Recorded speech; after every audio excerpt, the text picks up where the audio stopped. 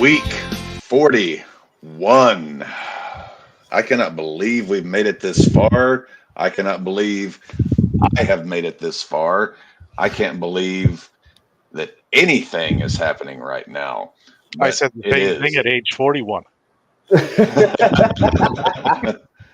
I'm about to be 37, and I say it to myself every day. Ladies and gentlemen, boys and girls, thank you for joining us for yet another edition of our weekly what have yous as we examine the goings on in the world of sports, the world of wrestling, the world of. I ain't following the basketballs right now. I should be. I really haven't should been be. following the basketballs. I've been so locked into football, and this last week knocked Cap for a loop. It was a combination of holiday work and doing 4 or 5 shows in a period. I lost count, but somehow managed to survive by half a fucking point. And Cap advances to the inaugural RAWBall Fantasy Football Championship. It is myself against our. Should we refer to him as the arch nemesis or the bane of our fantasy existence? He is definitely the fucking Riddler of the fantasy football league. It's kind of like, he's the heel. I'm not quite the baby face, but it's like, well, better Cap than him. So if he was Bane, would he be like Tom Hardy Bane or Joel Schumacher's Bane? I prefer the comic book Bane. More comic book Bane? Honestly, that's a tough call. I've never been a fan of the actual Bane character. I'm a huge Batman guy, and I think Bane's one of the weaker villains. I'm more of a Joker, Riddler. In later comics, Penguin. He does get better, but yeah, the earlier comics, he was definitely booked as the dumb brute. Tom Hardy's version kind of put a different spin on that. Well, the comics it was a more pleasant spin. It was just that last Batman and I love Christopher Nolan. That last Batman really left a sour taste in my mouth. Have you watched the Pattinson one yet?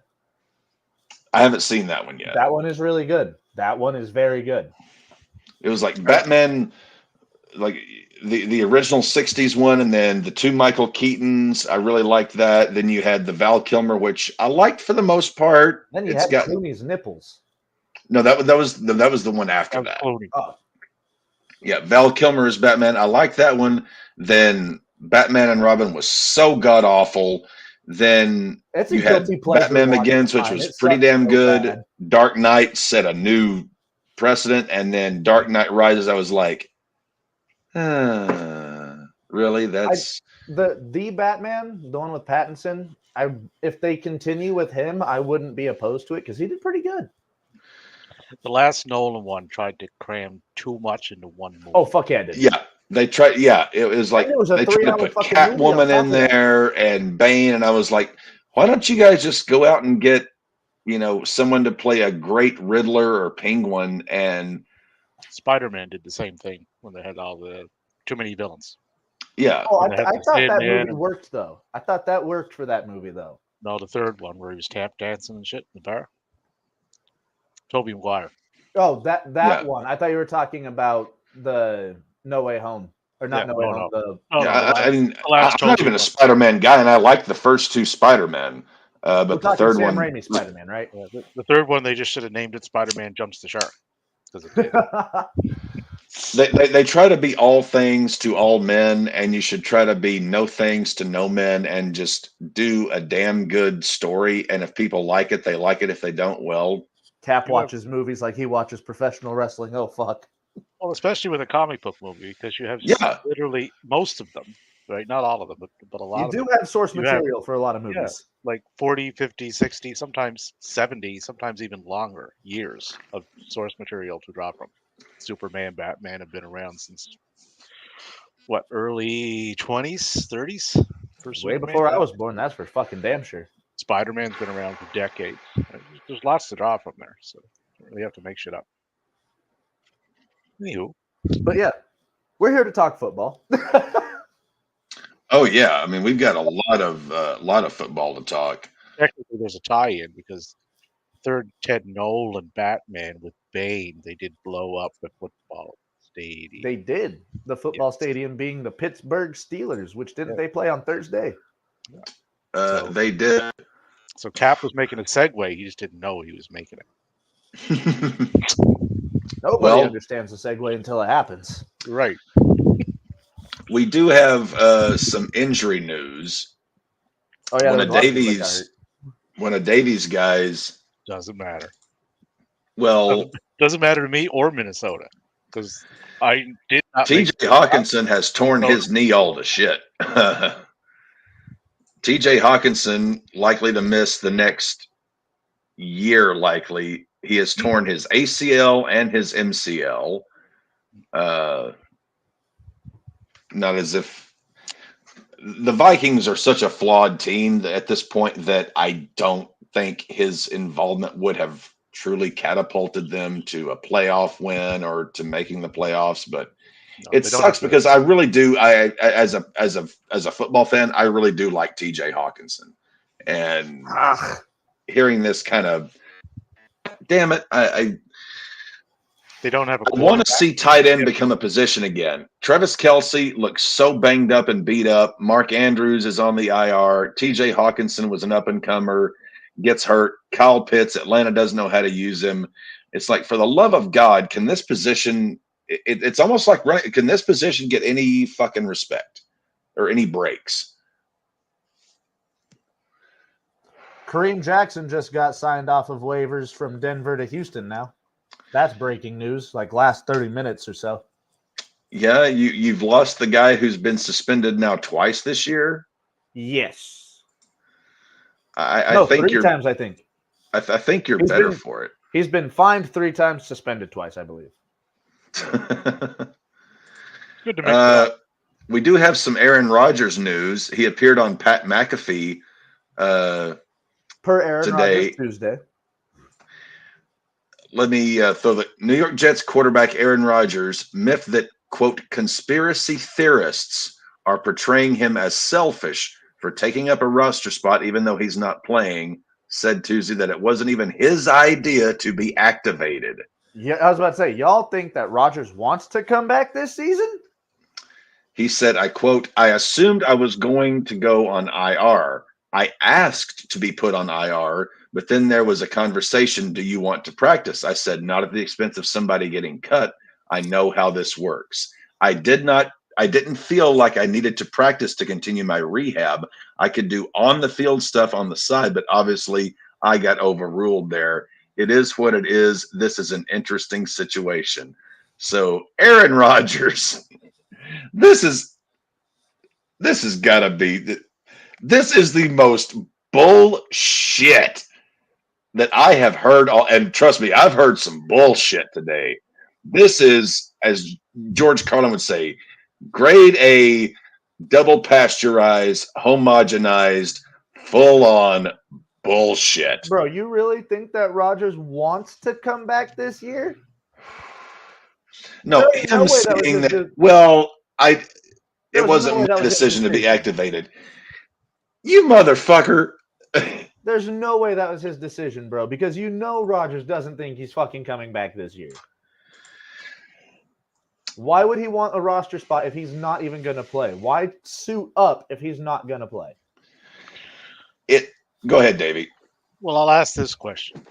Before the season even started, who would you say, with the way that roster was constructed and who was brought in, made a lot of those calls and decisions? Oh, well, that's evident. It was A-Rod. Yeah. Right. So if anybody thinks that he was not involved in that decision to be activated, you need your fucking head checked. I need my head checked because, bro, you know, there's no way that he wants a roster spot knowing that he's not coming back this year. It lends credence to his, I think that goes on between his ears, that he's somehow found that he's right, everyone else is wrong. He's found some kind of He had to have been phenomenal part of the antithesis to conversation. medical science, that he's ready to go should he be needed. He There's had to 2 have been weeks left. part. There's 2 weeks left in the season. He's there. He's ready, baby. He had to have been part of the conversation, but there's no way that he wanted to be activated.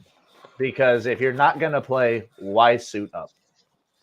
And risk getting thrown out there. It could be one of those situations, and because NFL teams typically, we had the San Francisco rule that was initiated for this season now, where teams can tote 3 quarterbacks. Whether teams want to take advantage of that is up to them. However, 2 weeks left. Some There people take advantage of that in the same game. There could be some kind of I don't know if this is a word, befallment to either Wilson or Simeon or Christ. Jerk off or Jack off or whoever is going to be playing quarterback for the New York Jets the next 2 weeks. That should injuries occur, Rodgers could be pressed into service because they simply don't have. Now, would they risk? Would they risk putting him in over just saying, "Hey, we're going to let a wide receiver, a la Denver, play quarterback"? I don't ever want to think about that again. Well, it's a reality, so we have to maybe not think about it, but at least examine it. Hey, Tennessee's got Derrick Henry. They could use a quarterback. Derrick Henry has more touchdown passes this year than Aaron Rodgers. Yes, he does. And then Ryan Tannehill. It's possible that A-Rod sees the field, but at this point, I mean, you're not. It would be hubris strictly on the part of Rodgers should, say, Simeon or Wilson or whomever goes down and he just, taps Saleh on the shoulder. It's like, "Hey, coach, I'm dressed. I'm ready. Put me in." And then he will have fulfilled his prophecy that he would defeat Achilles tears. Dude, That's I swear to God, essentially if what Rodgers I'm getting comes in week 18 just to play a couple snaps, I'm going to be fucking livid. I'm not. The NFL is now kind of like the WWF back in the day. Anything can happen. I'm not putting anything beyond, past, underneath, above, whatever. If Rodgers steps foot on the field, I'm expecting first drop back for him to go back down.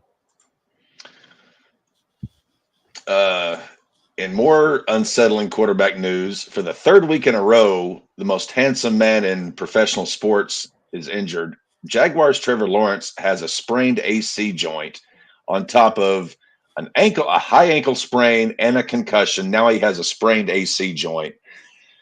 This man is getting fucking clobbered. He's trying to get those Jaguars to a fucking playoff spot, but at what cost? He's trying, but Jesus Christ, I'm getting, and I'll say this, and then I'll let you two gentlemen comment on it.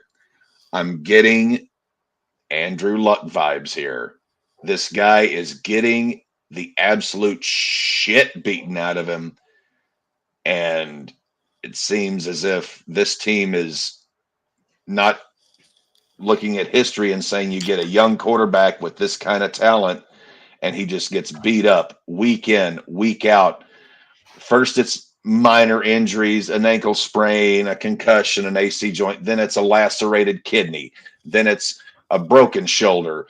Then it's a smashed vertebrae. It's like herniated disc. You're going to wind up doing to Trevor what the glue factory did to Luck. I'm getting very similar vibes here, but I'll let you gentlemen comment on that. I don't think the Jaguars are as poorly run because the Colts have a track record for this shit happening, but this is shut him down. You're even if you make the playoffs, are you gonna do jack fucking squat in the playoffs? Shut him down. You go first, David. Well, if you shut him down, you're telling your fan base we've kind of given up this year. So they probably won't like that, but they're in a spot, right? They're right Would they there. rather do that They this still- year as opposed to they hoist still a lead the- Lombardi they still years lead down the- the road? They still lead the division. Indianapolis is right on their heels. Tennessee's not a threat, and Houston got problems of their own. So if he can trot himself out there, he'll be out there. Because if not, they probably lose that division. If they lose that division, they're probably not in. Well, yeah, I mean, if they that's one of that's the AFC South and the NFC South. You're getting one team out of either division. I think you're not. Oh, things have played out differently. You could have had 3 possibly: Indy, Houston, and Jacksonville. But Jacksonville got quarterback problems. Houston has quarterback problems. So did Indy. They lost theirs, but Well, Stroud has been out now for 2 weeks with it. He must have suffered one hell of a concussion. I mean, if you but they lost Tank Dell too. Like that was a big loss. And Nico Collins. Yeah. So like they got hit in a few areas, right? So we see a lot of guys clear concussion protocol now 4, 5, 6 days. Stroud's getting past, like, if you've got a concussion that even 2 weeks later, going on 3 weeks now, that you aren't medically cleared, you took a shot to the head. yeah, you got your bell rung, and he did. Mm-hmm. But if that's the case, I'm glad they're not rushing him back. The kid, like, way too much talent there to fuck around with your head. You know, it's a well constructed team. They put it together well. If this is not the year, next year will be. So Houston shouldn't worry. Well, it's a similar thing. Like, if Stroud comes back, I mean, what are you getting? Yeah, It's not as if you have a roster that's going to go to the Super Bowl, even with him. No, so not. Why risk it? No, they weren't there yet. They're their first year. They would be a first year in the playoffs team. They rarely, if ever, get to the Super Bowl. But I don't think that was the point of this season for them. No. It was getting in. It's like, okay, we're here now. Let's see what we can do against teams that have been here and they know the drill, right?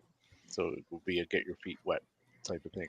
So. And Houston's been able to win a game with Case Keenum of all fucking people. That team is sneaky. Matty, you already touched on Jackson. Steelers begin the week with Rudolph in line to start.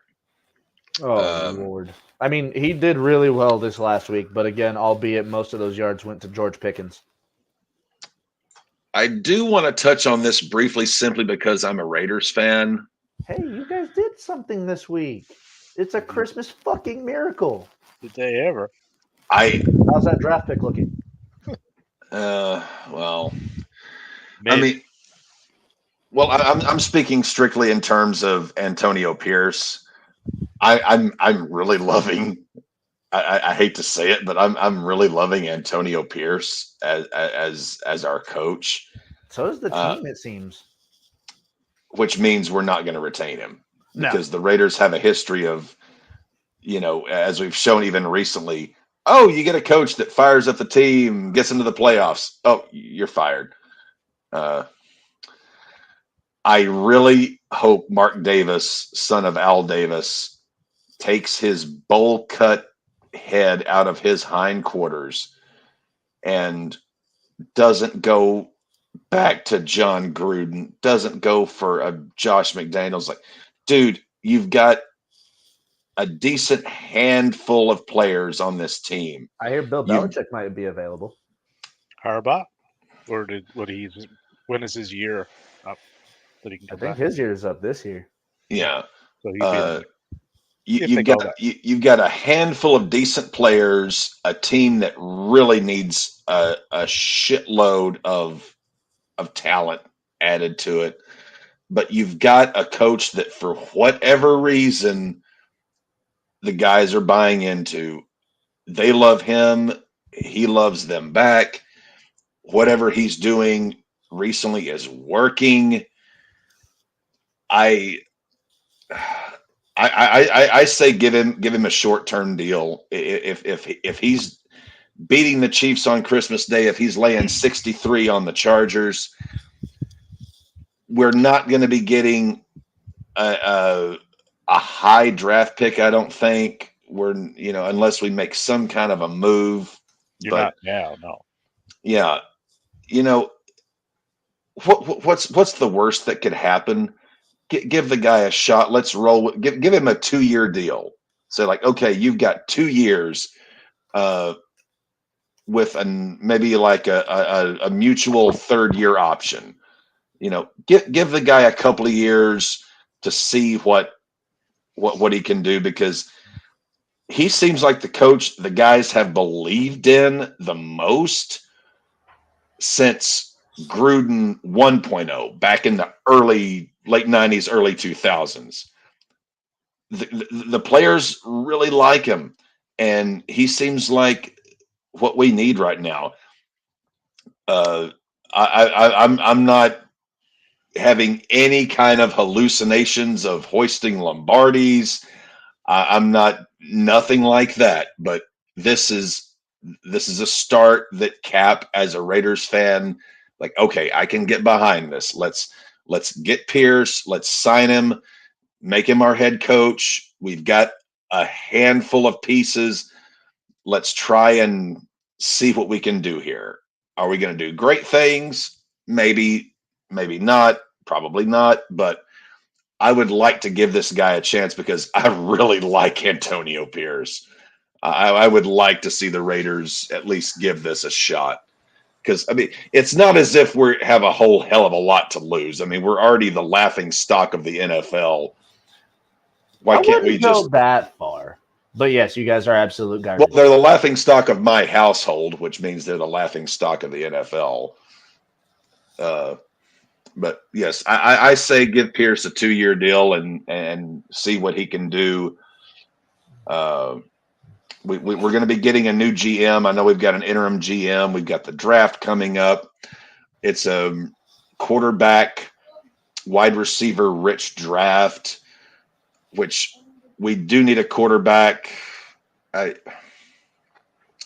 you do need a quarterback. A lot of question marks, a lot of puzzles. It's just I like what I see from Pierce at this point. Okay, just hire this fucking guy. Let's get us a legitimate GM. Let's go into this draft, fix our quarterback problem, and maybe put a defense together. Because, and believe me, that defense that did what they did to the Chiefs on Christmas Day, that ain't the Raider defense. That was luck. That's the Chiefs being so discombobulated, disorganized, and fucked in the head right now. That was not the Raider defense looking good. That was not the Raider defense looking good against the Chargers. We have no fucking defense other than Crosby. We don't have a defense. We have Crosby. The rest of that defense is dog shit. This week we need a quarterback, a defense, football. An offensive line.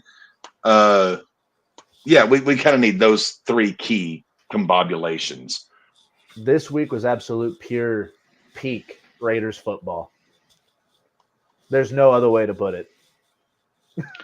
It was just win, baby, but the problem was it was just win, but at what cost?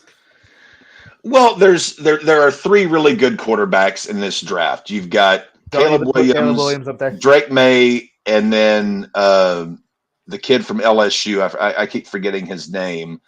But the last time we drafted a quarterback high from LSU, Jamarcus Russell. Yep. I remember him running for 92 yards on one play against Denver, being very pissed off, and then seeing him put on about 100 pounds the next year. Yeah,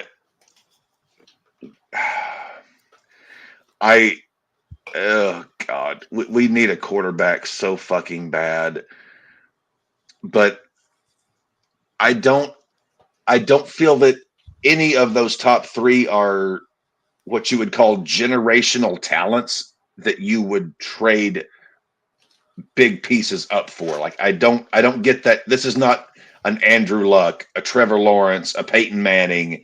These are, I don't see any of these guys this year. Bro, I think it's a good quarterback class. I think it's a great quarterback class. We're not even looking at potential Josh Allens or Jalen Hurts. No. I don't. I don't expect much out of this draft class whatsoever in terms of And we have a quarterback. very, very poor history of developing quarterbacks. In fact, it's basically non-existent apart from Derek Carr. So, And look how great you guys developed him. Derek, Absolute all-star quarterback. well, I mean, we did a damn good job with Derek Carr, but also at the same time we had Reggie McKenzie as our GM, who also drafted Carr, drafted Amari Cooper, drafted Khalil Mack.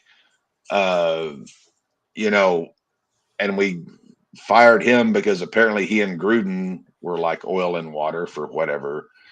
Uh, we need a quarterback if one falls to us, but I'm not selling the farm to get one. I would be happy with retaining Jimmy Jesus and maybe getting some more core pieces, defensive pieces or offensive line, just getting some more core pieces because this, let's just say Antonio Pierce is a gift from the gods on high. This roster is still 3 to 4 drafts away from even remotely, in my opinion, being worth a bent nickel. A bent nickel. Yeah. What about a folded nickel? Well, a bend and a fold, you're splitting hairs there, but we're still a long ways off. But I like Pierce, and I would like to keep him and see what he can do. We'll see who we hire as our full-time GM. Let's just say whenever RAWBall covers draft night, Cap's going to be. Last year's was fun. We had a lot of guests come on. We had a lot of people come on talking about it before the draft actually happened. So it was fun, but at the same time, I'm probably going to be crying by the time it's over because if we draft a fucking wide receiver, I hope you're ready to draft a safety first pick, Cap. I really hope you're ready Christ. to draft a safety. We need defensive line. We need linebackers. We need corners. We need offensive linemen. But it's Raiders football to stock that secondary. We need beefy, strong, smart, mobile guys on the defensive side that can absolutely wreck shit. Because offensively, we don't have it. And if we can get a really great defense put together that can help carry and transition an offense with a rookie quarterback to that, to kind of help carry them for, a couple of years, I would rather go that approach because there's not a must-have quarterback this year other than Caleb, and we're not going to be close to getting him. So, bro, Caleb is not a must-have quarterback. Build the defense, build the front five, the front seven. Let's build the core, and then let's build from inside and then work our way out. I'd say shoot for a quarterback in the next year's draft. Build around those skill positions that you need because you can do with Jimmy G for one more season. Yeah, I mean, and I would not mind that because again, there's not a quarterback in this draft other than maybe Caleb that I would shoot for, but there's not a piece or a draft pick that I would trade for him, and he's not going to fall to us. So let's build interior, offensive line, defensive line, linebacker, corner. Let's get some studs to make this defense or this offensive line better. And then when we get a quarterback, it's like, hey, here's an offensive line with a couple of all pros. Here's a defense that has, 3-4 studs on it. You don't have to do everything all by yourself right now. We can, gradually get there.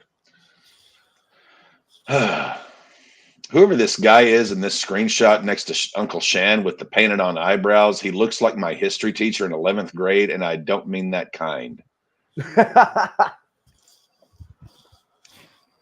But anywho, anything before we jump into the scores and happenings from this most recent week in the follies, the football follies, as Dave likes to say? No, I think we can jump into those. Yeah, considering the fact that Davey's probably got a lot to talk about that Monday or that Sunday night game. We will get there. Oh, I know we will. I know we will. Well, I'm guessing you both have a lot to talk about. No, I've got a few talking points, but not much. Well, we shall see. Rams defeat the Saints 30-22. This game really flummoxed me. Flummoxed. And That's a big word. And I say flummoxed me because I'm not surprised that the Rams won. I was just surprised. The score to me doesn't tell the story. The Saints to me played far more poorly than what the score tells me. But at the same time, I am loving this Rams team getting into they're healthy. They have got all the pieces clicking, a phenomenal coach. This Rams team is getting hot and dangerous at just the right time. And I am liking the Rams. They are one of the few teams, and I say this with all honesty, they are one of the few teams that I like to watch play football. I've always loved Sean McVay. I love how Sean McVay coaches and puts together. And I'm loving this Rams team. I love watching this team. I love Sean McVay. He's my favorite coach to watch his shit happen. I just love how he plays chess when other guys are playing checkers. I'll let you go first, Davey. Yeah, the Rams are clicking. They got Cup back. He seems to be more in a groove now. Still not as dominant as he was last year when he was playing. He doesn't have to be. But- DeMarcus but they got- and they got Kyron Nakua. and Nakua. Yeah, they got two Tutu, other. They got Higby. they got more targets there than just him, so they're able to spread the ball around now. Kyron Williams, not much more consistent than what he's doing. He put up another 100 marker, 104 in that game, right? And he's on my team going into championship week. And Stafford seems to have reached back into the well, and Stafford of old has appeared, as opposed to Stafford we were seeing.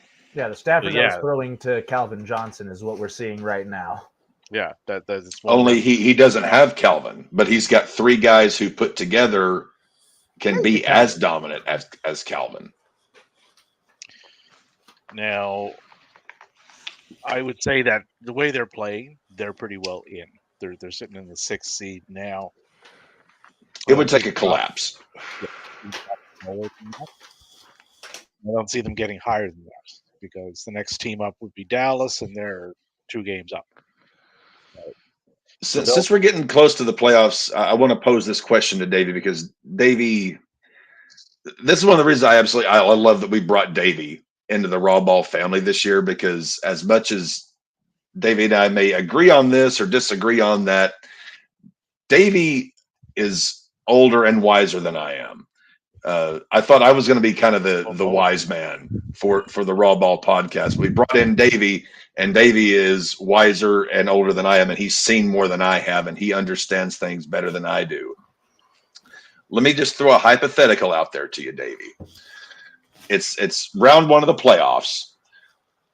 The Rams could potentially face a Dallas. They could face a San Francisco. They could face any number of teams.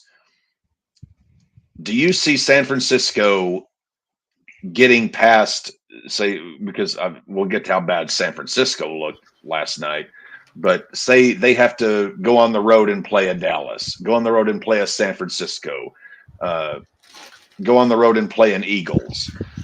Do you see this Rams team on the road beating one of those upper echelon teams in the first round?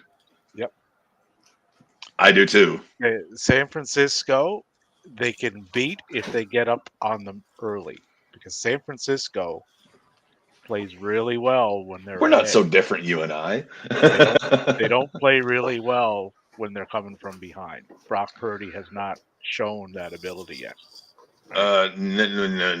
Well, you watched the 4 I interceptions don't damn near help. had about half a dozen strokes last night watching that game. So the For- Rams would be a threat to them. They're a threat to Dallas because Dallas has not proven to me that they're a true 10-5 team. Agreed. And Philadelphia has Philly already got proved to me that problems. they're an 11 and that's an 11-4 record. But I think the Rams 8-7 matches them as far as what team they're throwing out on the field, regardless of the record. So they're a threat to all three of those teams. Definitely Detroit. I forgot about Detroit. Yep, they could wind up going on the road if- and playing Detroit. Because Detroit has a Detroit to the Super Bowl. proficiency of let's let my opponent back into the game. They do it all the time. If you let the Rams back in the game after getting up on them, the Rams will beat you in their current state. So, Rams could Rams be and the Bills of the West. I think they're better than the Bills. No, but I think they're compare far well. better than the Bills. Started out kind of shitty, went through a bit of a phase where what's going on here. They're definitely back, and they are definitely a threat in that conference. Maddie, your thoughts? I don't see the Rams going too far. If they do actually make the playoffs, they're not going far at all. I think this Rams team, as an offense, as presently constituted, presently coached, I think this team not only wins in the wild card round, this team could potentially make it to the title game. That's saying something, Cap. That is boldest take well. all That's season. why I prefaced it with as presently constituted. An injury could throw that. I'm not out of even whack. looking at it as an injury standpoint. This Rams team has been streaky all year. Are you going to get the Rams? Streaky, yes, but the Rams that won a Super Bowl, or are you going to get the Rams that fucking had a goddamn 3-point performance in a Super Bowl? Well, that Super Bowl, they were also up against arguably the defensive mastermind of the 21st century thus far. Yes, but they also had the offensive mastermind of. Just because you put the greatest versus Todd the greatest. Gurley was injured to shit, and we were not told that. And no, we knew that. If you watched him, we knew that. Well, we knew. I knew Todd Gurley was fucking cooked, but I'm just saying, it's a young team with an old quarterback. They could very well go deep into the playoffs. It's not an old team. It's a balanced team. I said it's a young team with an old quarterback. And right now, if things stand, they play Detroit. And Detroit is my pick to go to the Super Bowl and win the damn thing. So if they play Detroit, and again, Detroit has been very sketchy these last couple weeks. And we'll get to it when sketchy is a light way of putting it. When the Lions come up, we'll get to that game. Oh, yes, we will. So let's carry on and carry forth. And another Bengals lose to the Steelers 34-11. Hold on, Cap. What was that, Davey? Go ahead, Davey. Oh, another interesting thing in that conference is right now Dallas is the 5th seed, which means they would have to play the 4th seed and go on the road. 4th seed is Tampa. That's not an easy matchup for them. No, it's. I think Dallas wins that. Not an easy matchup, but I think Dallas is better than enough better. Than Tampa. They are a better team than Tampa is currently, but it all depends. Are we getting Baker or are we getting Barker? Yeah. There's two different. And are we getting Dak or are we getting Dunce? Yeah, I was about to say, are we getting Dak or are we getting the damn near next? Are we getting McCarthy or are we getting masturbation? Are you getting I'm on a road trip Dak? Or are we getting Phil Brooks Dak? I'm home. They're two different Daks. I mean, he does have a point. The Cowboys have done much better at home than they have on the road for the last 4 years. That's a dangerous matchup. Anytime a home field advantage is mentioned, are you going to bring up my boy Phil? Probably. More than Yeah, likely. I figured as much. He's wrestling a house show tonight, by the way.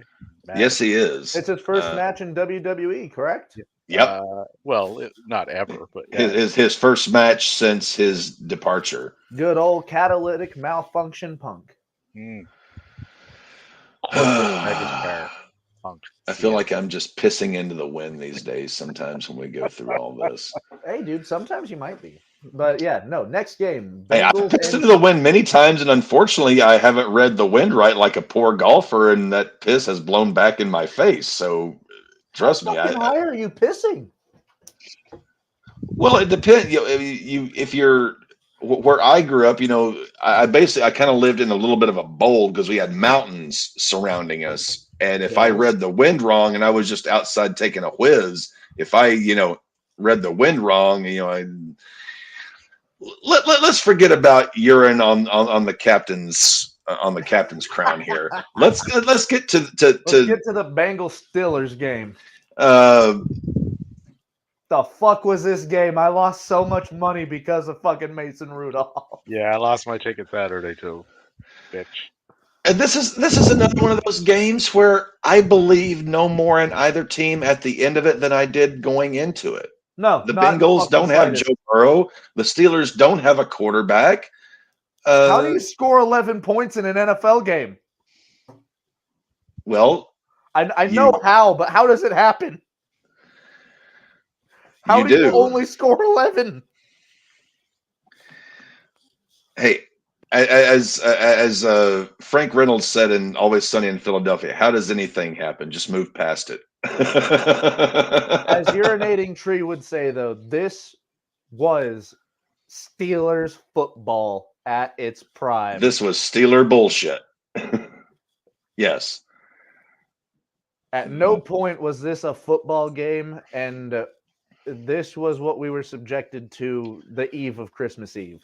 This team is 8-7. Tomlin's going to get his winning record. The Steelers might still make the fucking playoffs. It's still possible. We'll examine playoff situationing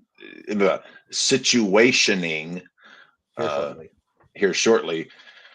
If the Steelers get in, they're gonna get so fucking creamed. Who's their quarterback? Who's going to be their quarterback going into the playoffs? It's like whenever Miami went in with Skylar fucking Thompson. It's like, which pair of underwear are you gonna wear today? I don't know. I'm just gonna grab one off the shelf. If Miami had Tua in that playoff game that they had Skylar Thompson in, they might have went further in the playoffs. Well, if ifs and buts were candy and nuts, we'd have all had a Merry Christmas. So with that being said, if Pittsburgh makes the playoffs by some miracle of fucking Yinzer God, we're about to see. Tree stream is going to be gold. we are about to see exactly how bad a team can get beat in the playoffs, because that defense is TJ Watt and a bunch of bums. And that offense. Well, Minka's back. Minka's not a bum. Oh, Minka's not a bum. But that offense is a bunch of bums. We've got talent there that has not been able to be used all season long. George Pickens got AB'd in a bad way. He got his, oh, you're not throwing the ball to me? Oh, well, we're going to throw the ball to me.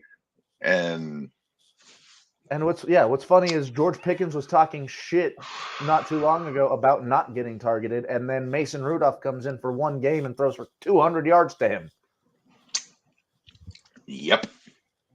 Davey, I need you to take over because I'm getting way too heated about the fact I lost money on this game. Well, I lost money on it too, because everybody and their dog would have picked Cincinnati just out of common sense. But and yet, Cap is the one intelligent man here who doesn't. It was like Mo Slezak said to Homer Simpson, "Homer, if it moves, you can bet on it."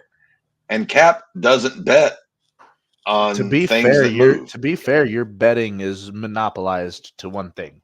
Yeah. I'm betting on me.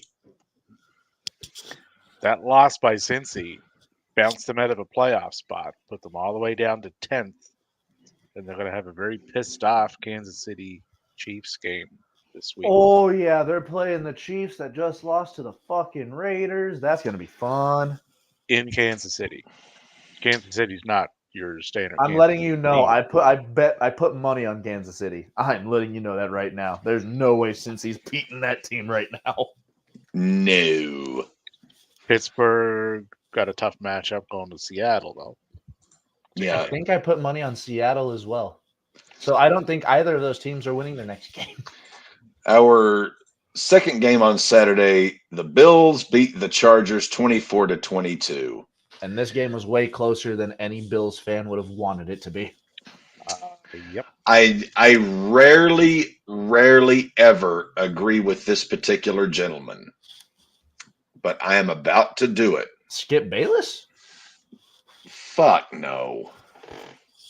Colin Cowherd. Oh. Colin today, when he did his it's his weekly segment during the NFL season, the Herd Hierarchy, where he ranks the top 10 teams in the NFL, not based on standings, just how he sees them now. And he made a very great point when he ranked the Bills as the third best team right now in the NFL. He said, people are not watching or paying attention to this Bills team and how they are winning. They are winning without Josh Allen. They are winning with their defense, with James Cook. They are winning with their heads, not with their hearts or their cojones. Or their arm. They are winning games in spite of Josh Allen, not because of Josh Allen. They are only forcing him to have to make a couple of plays a game versus having to make every play of every game. And ever since they got rid of Ken Dorsey, who I love, personally, I love Ken Dorsey. He was a big part of my growing up, as he was the quarterback of the Miami Hurricanes, went to 2 national championships, won one of them. I loved Ken Dorsey as a quarterback at Miami, but as an OC, they got rid of Dorsey, and this team's identity changed, and it changed for the better. Well, yeah, he made the point today on his show. People are not paying attention. They're looking at wins, losses. They're not looking at how they're making it happen. This Bills team are winning games in a dangerous fashion, because if they are able to win with James Cook running and defense, and then if we need Josh Allen to make a play, who can when he needs to, but not every fucking play, this team becomes very dangerous. And we still have the chance where week 18, it's going to be them and Miami playing for that division. Don't let this Bills team, as presently constituted, into the playoffs, because they could be a dangerous squad. Davey, I'll let you go first on this one. They are going to be a dangerous squad, yes, because we're not so different, you and I. As the captain alluded to there, that was always the thing with Josh. Josh has the arm, and he got the legs, and he got the size to do what he's supposed to be doing. But there was always that one play, right, that would cost them. Now, if you're not putting all that on Josh's shoulders, which they're not right now, your results start changing, which they have been. A lot could change. Buffalo is sitting 6th right now, same as the aforementioned Rams over in the West. I like the Rams more than the Bills. I will say that. Go ahead, Davey. Now, the Bills got, I won't say a gimme this week, but pretty damn close. They got the Patriots, who've already beat them this year. Yeah. But that was a different Bills team. Yeah, different setup. That was week 3, week 4. So that would put Buffalo up to 9-6, or 10-6. Sorry. Kansas City doesn't have an easy game this week. They got the Bengals coming in. The Bengals, for the most part, since Browning has been in there, have played well. Yes. I mean, look. I was about to say, other than the 3 interceptions, Jake Browning had 335 fucking yards through the air. Yeah. You take out those 3 picks, and maybe they beat Pittsburgh. And mind you, 2 of those picks were tipped passes. Yeah. So, how much of Saturday was an aberration as opposed to look into the future, Mhm. taking the former, not the latter on that, right? So Kansas City could conceivably lose that game. If they lose, that's going to upheaval those standings in that conference quite a bit, If Kansas City loses, right? Because Kansas City will drop, Buffalo will go You're up, messing with Maddie's wallet. You're and messing that with my money. You're messing with my playing with my emotions, money. Smokey. You playing with my emotions, Smokey. and that could very easily get Cincinnati back into the playoffs, Mhm. which they're out right now. So a lot could happen, and Buffalo is the team to do it. They got the matchup to do it this week too. The thing that I'll add to that is Cap at the very beginning of the season was like, the Bills are Josh Allen and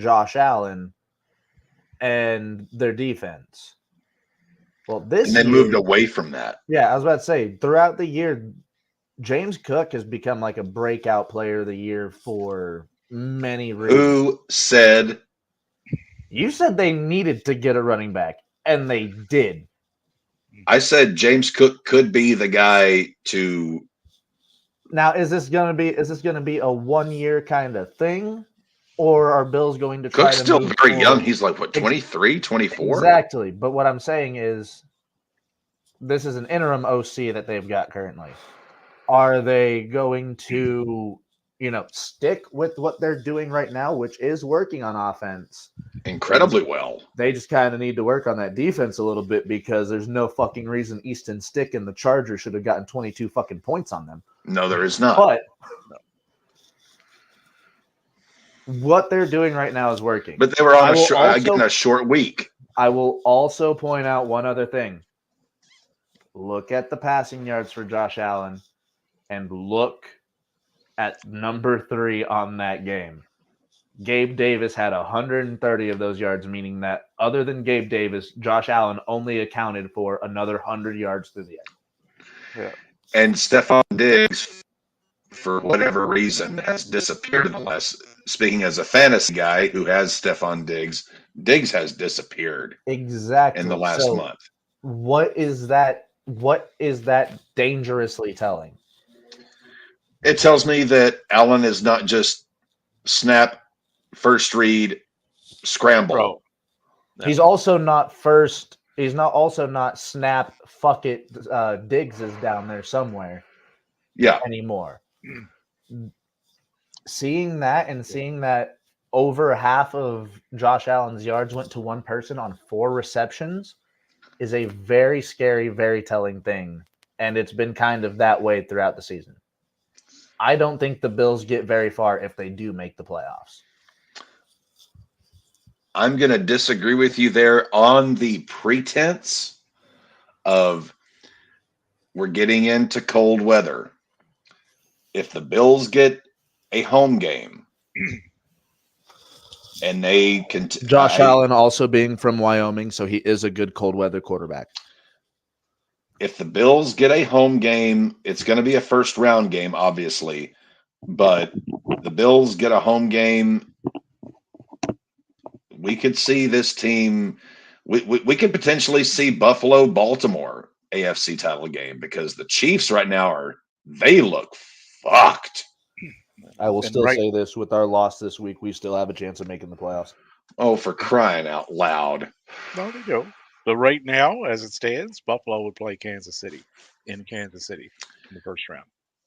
And right now, I would take this Buffalo team over that Kansas City team. I would take Kansas City. All right, well, there you go. Matty has been like the lone wolf on all of these. Colts at Falcons. I don't know what to make of this game. We know the Falcons aren't worth a damn. We know the Colts can be, but my God, did they look piss poor. I don't know what to make of this game. The Colts are still in. I believe the Colts are the 7th seed right now. Colts are the 7th seed. Yeah, they're the 7th seed. They would play Miami if the playoffs started today. Which they would get waxed is just there. below Tampa. Okay, we're down by a lot, but he's got a plan. Hey, is this a Denver conversation? And Indy has the Raiders this week. I have my money on Atlanta in their game because I believe they play. Atlanta plays Chicago. They are at Chicago. Yeah, I was about to say I've got my money on Atlanta this week, but I will say A dome team on the road at Chicago in the cold. it's Taylor Yeah, I Heineke. I don't like that. What I will say about this game, about this specific game, is it showed that if Atlanta uses their fucking young weapons, i.e., Kyle Pitts and Bijan Robinson, their offense can kind of fucking spark a fire. But has Arthur Smith showed any inclination this year that he knows This even week. half? If they continue what they did this week, they can win out this season. It's not going to do anything for them, but it's going to show them that they can fucking do something. This offense has the most young, talented firepower that I've seen in the entire But Arthur NFL. Smith ain't doing shit with But he's it, not brother. doing a damn thing with them. How do you have Kyle Pitts and Bijan Robinson, and you don't run it with Bijan, and you don't throw it to Kyle? Well, you know, we were just kind of in the rhythm and the flow of the game, and we were looking at the defensive schemes, and we were thinking, you know, My guy, okay, you handed it off to Bijan Robinson 12 times, and he got you almost 3/4 of 100 yards. Seahawks defeat the Titans. I still like the Seahawks to a degree. I don't like them near as much as the Rams in this division, obviously. Derrick Henry accounted for both touchdowns for the Titans in this game.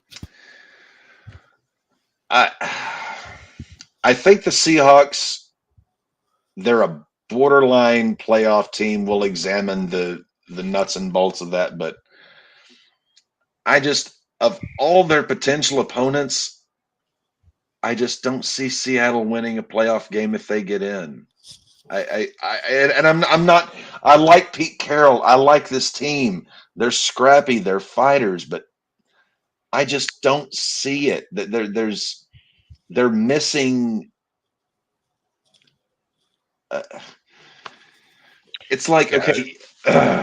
I'll let Davey go first. Yeah, if Seattle gets in, I mean, they're just going to sneak into probably the 7th and sneak right back out after 60 minutes, regardless of who they play, because there's not one of those 2, 3, or 4 seeds that they'll beat.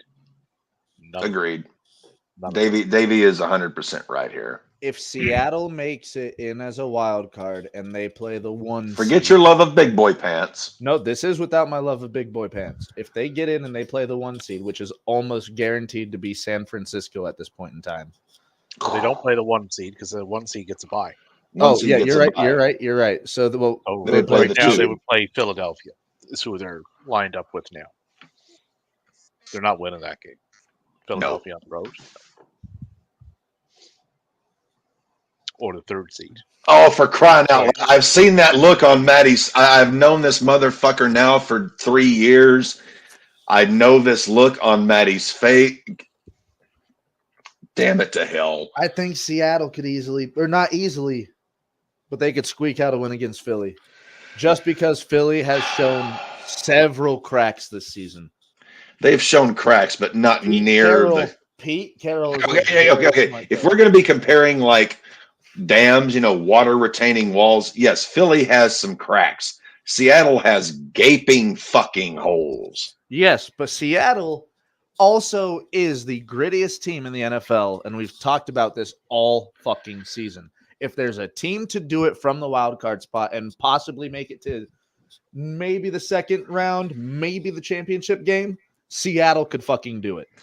And they could I'm not a gambling man, but let's just say here for future parlance, should the Seahawks be traveling to the link to play the Eagles, depending on what that line is, I might take a personal one-on-one bet with you on that one, Matthew. I think you are missing.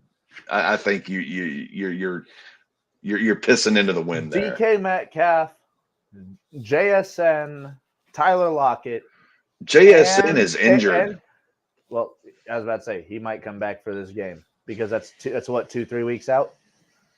That would be this is week 17, week 18, and wild card. So that would be he would have 2 weeks to get. He could come back. So you've got those, you've got Big Boy Pants, and you've got Charbonnet, which I'm pretty sure will be back by that time as well. That offense, and they've got a very underrated defense. Yes. Philly, as we've seen, and I've been a big supporter for it all year, but look how many touchdowns it's given Philly. The tush push can only do so much. Philly is very good with it, but I think Seattle can eke out that win if they get into the wild card. Well, since the next game is Maddie's, how would I phrase this? This is Maddie's Zach Saber this year. This is just the team that Maddie loves to play with himself upon. The Lions win. Nick Mullins had 411 yards. Did. Yep. The Lions defeat the Vikings 30-24. Davey has such a fine take on the Lions. I want to let Davey go first here, and then I want to hear Maddie's excuse as to why the Lions allowed this team to score 24 points. In the meantime, Cap's going to relieve some ballast. The Mullins did put up 411 yards. Yes. Mullins also had 4 interceptions. Right? That's not good. But Detroit is more the issue here. Like, if Minnesota gets in the playoffs, which I don't think they will, Detroit has routinely let teams do this. But they keep winning. There's no way that game should have been within 6 points. That's a one score of losing that game for Detroit. That should not have happened. It's one touchdown, and if they make the field goal, they win the game. Yeah, and like in Minnesota on the ground, their leading rusher had 17 yards on 8 carries, no less. Meanwhile, Detroit had 2 running backs that combined for 3 touchdowns. Yeah, Gibbs had 2, Montgomery had 1. Gibbs had 80 yards, Montgomery had 55. And Goff didn't have a bad day. He was 30 of 40 for 257. It's this Detroit defense that is letting them down. It just keeps, like I said, they just keep propping the door open. But come on in. And we also can't discredit the fact that Jared Goff has also been playing like Rams Jared Goff for the last 4 or 5 weeks. And funny you should say that. Because right now, like I said earlier, if the playoffs started today, it's the Rams in Detroit. If you let the Rams back in through that door, like they do with every other team, they will close it upon you. Right. The Rams are staying. They will have moved in, right? And they will have evicted Detroit. Right. If you do it to Minnesota, Minnesota is not the LA Rams right now. The Rams could have easily won that. Wouldn't do anything for the Detroit's playoff chances. They're still getting in. But, like if Detroit was smart, they will try to get away from that Rams matchup. Again, this game is not indicative of its score. The Vikings should not have done this to the Lions. No. And the Lions actually had a pretty decent offensive game and a pretty decent defensive game, minus the fact that Nick Mullins threw for 411 fucking yards. Because, again, if you look at that, you look just over to the right and you see the 4 interceptions that he threw. The Lions had a good defensive day, but receivers like Justin Jefferson don't help anybody's case.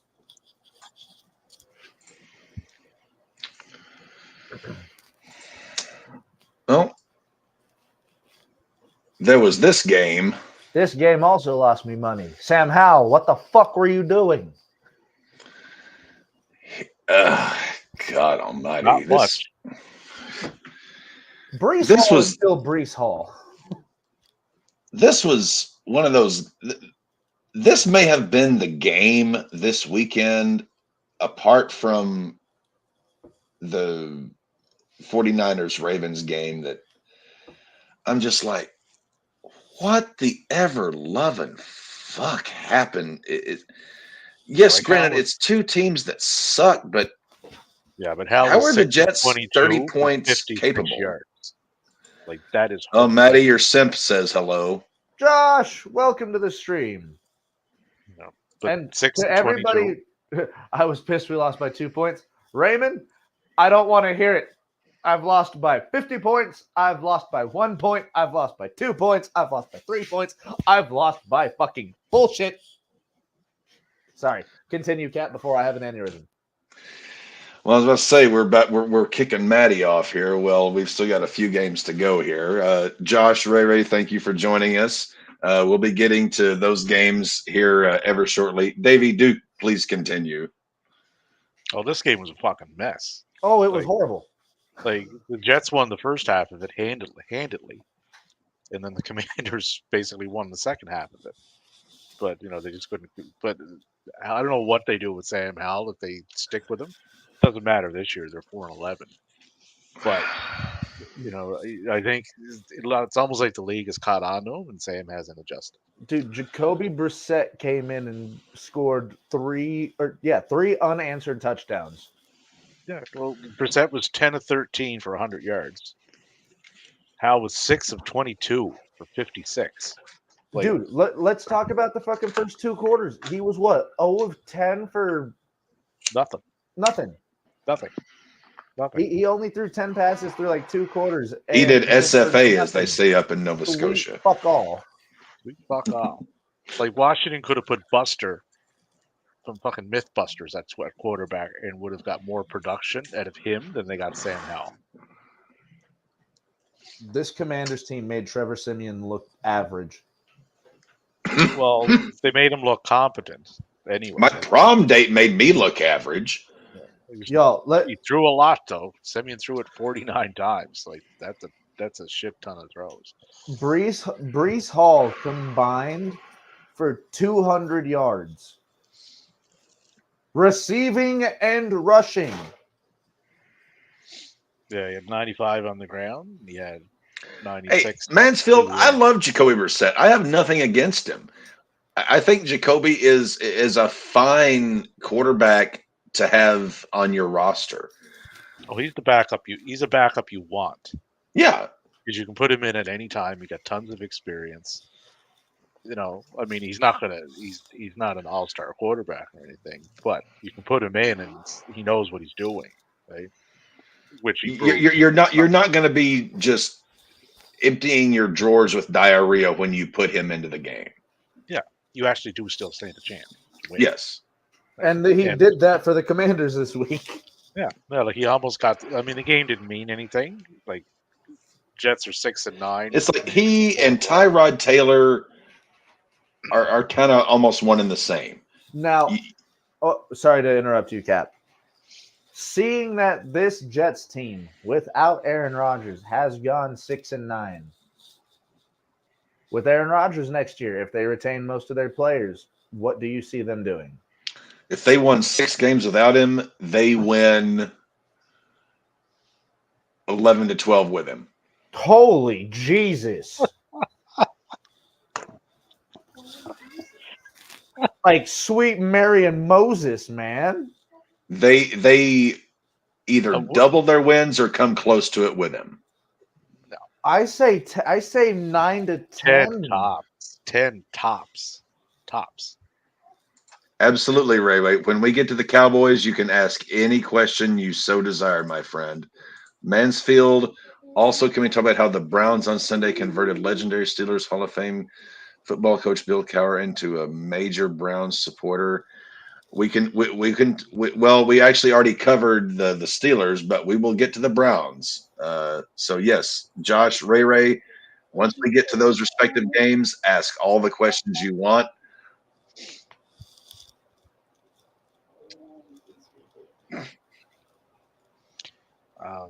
But Rodgers just that looks so cool, just held next to me. For some reason, it looks like one What do they call those tigers that live in Siberia that have the white and black?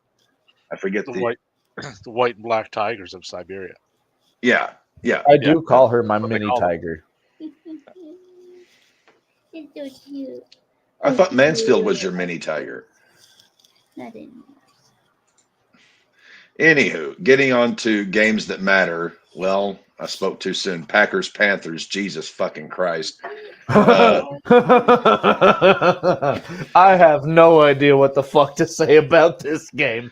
Well, Grossi basically shit bricks as far as Joe Brady, which Joe Barry. he said he was more upset with this Packers win than he was with any other. Well, to be fair, it's because they gave up 30 points to the worst offense in the NFL. Yep. they And did. I will say that both teams looked really good on offense. And I can't believe I'm saying that about a Bryce Young-led Carolina Panthers offense. Well, Bryce, the last 2 weeks has looked very un-Bryce-like. He's Yeah, starting to get he's comfortable in the he's NFL, looked it looks like. usable. Yeah. So, has Bryce turned a little corner? Has he figured a couple of things out? It would seem I he has. I think it's about 25% more experience, 75% lack of competition. Well, the Packers are still in He's the played playoff. Atlanta and Green Bay, and neither defense is worth the fucking shit. Well, but the Packers are 7-8. You know who the Packers got this week? Minnesota. They have the Vikings on Right. Sunday Night Football. So if Green Bay can win that could flip those 2 seats. Very So true. you would get Green Bay coming in as your 7th seed. Won't make a lick of fucking difference. 'Cause They're not beating whoever the 2nd seed is, but but it would show that okay, Jordan Love can lead a team back into the playoffs that were out. That's one of my dad's favorite lines, Davey. So Won't make a lick of fucking difference. And it won't, but Green Bay has set themselves up for that potential, right? So for a young quarterback to do that is impressive. And as far as Carolina, like I said, I think Bryce Young is just starting to figure a couple of things out. A little too late, but gives them something to kind of hold on to hope for next season. Build around him a little more, get a little more experience. So see where it goes.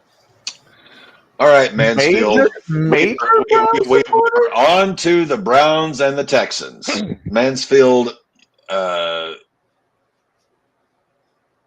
will give you time to type up your thoughts on this one. The Browns continue to astonish me. I don't know how they're doing what they're doing, but somehow this team has 10 wins and could very well get 1 or 2 more. I do not understand, comprehend anything this Browns squad. They have been the most, in a deck of playing cards, there's 52 cards, 54 if you add the 2 jokers. They are the joker card in the NFL deck. I applaud and respect what the Browns have done this year. What they have pulled off with everything. Applauds to the Browns, but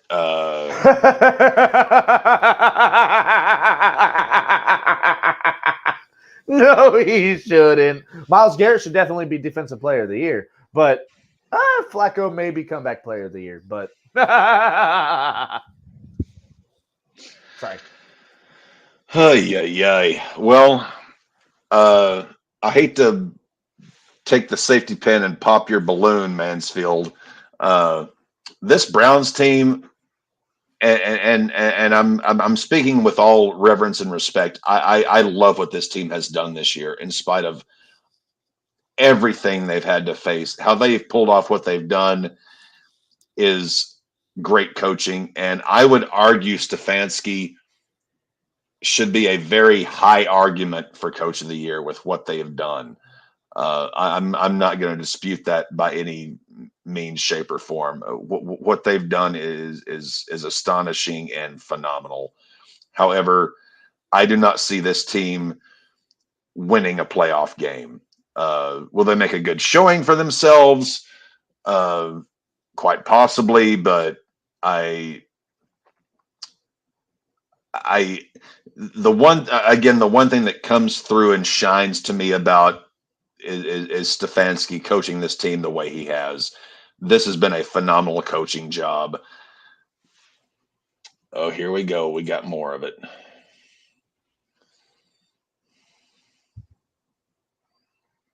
To be fair, most of your IR started about halfway through the season. The Nick Chubb injury, yes, 100%. If you guys had Nick Chubb, you guys would probably have 3 or 4 more wins. I love what Cleveland has done this year, but it's on to next year because you guys, if you make the playoffs, I don't see this team winning a playoff game in spite of the great coaching and Nick Chubb and everything else. Oh, I do.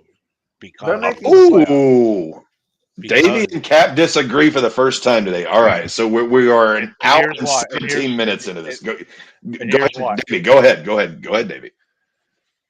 They're not likely to get higher than 5th because Baltimore is in that division. I don't think they leapfrog Baltimore for correct. Right. So that automatically drops them down to 5th. Right. I shall be right back. 5th will play 4th.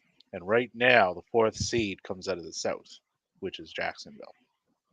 That is a very winnable game with what they got going on with Trevor Lawrence right now. That game would be in Jacksonville, correct? That would be, yeah. I don't think the way Cleveland is playing, I don't think it matters. Is Trevor Lawrence half-ass healthy for that game? Depends on what conditions he's in. And if Jacksonville doesn't get that division, well, then Indianapolis does. Which would be in a dome. Right. But that's still a very winnable game for Cleveland. Cleveland would be on the road, and they would be the favorite.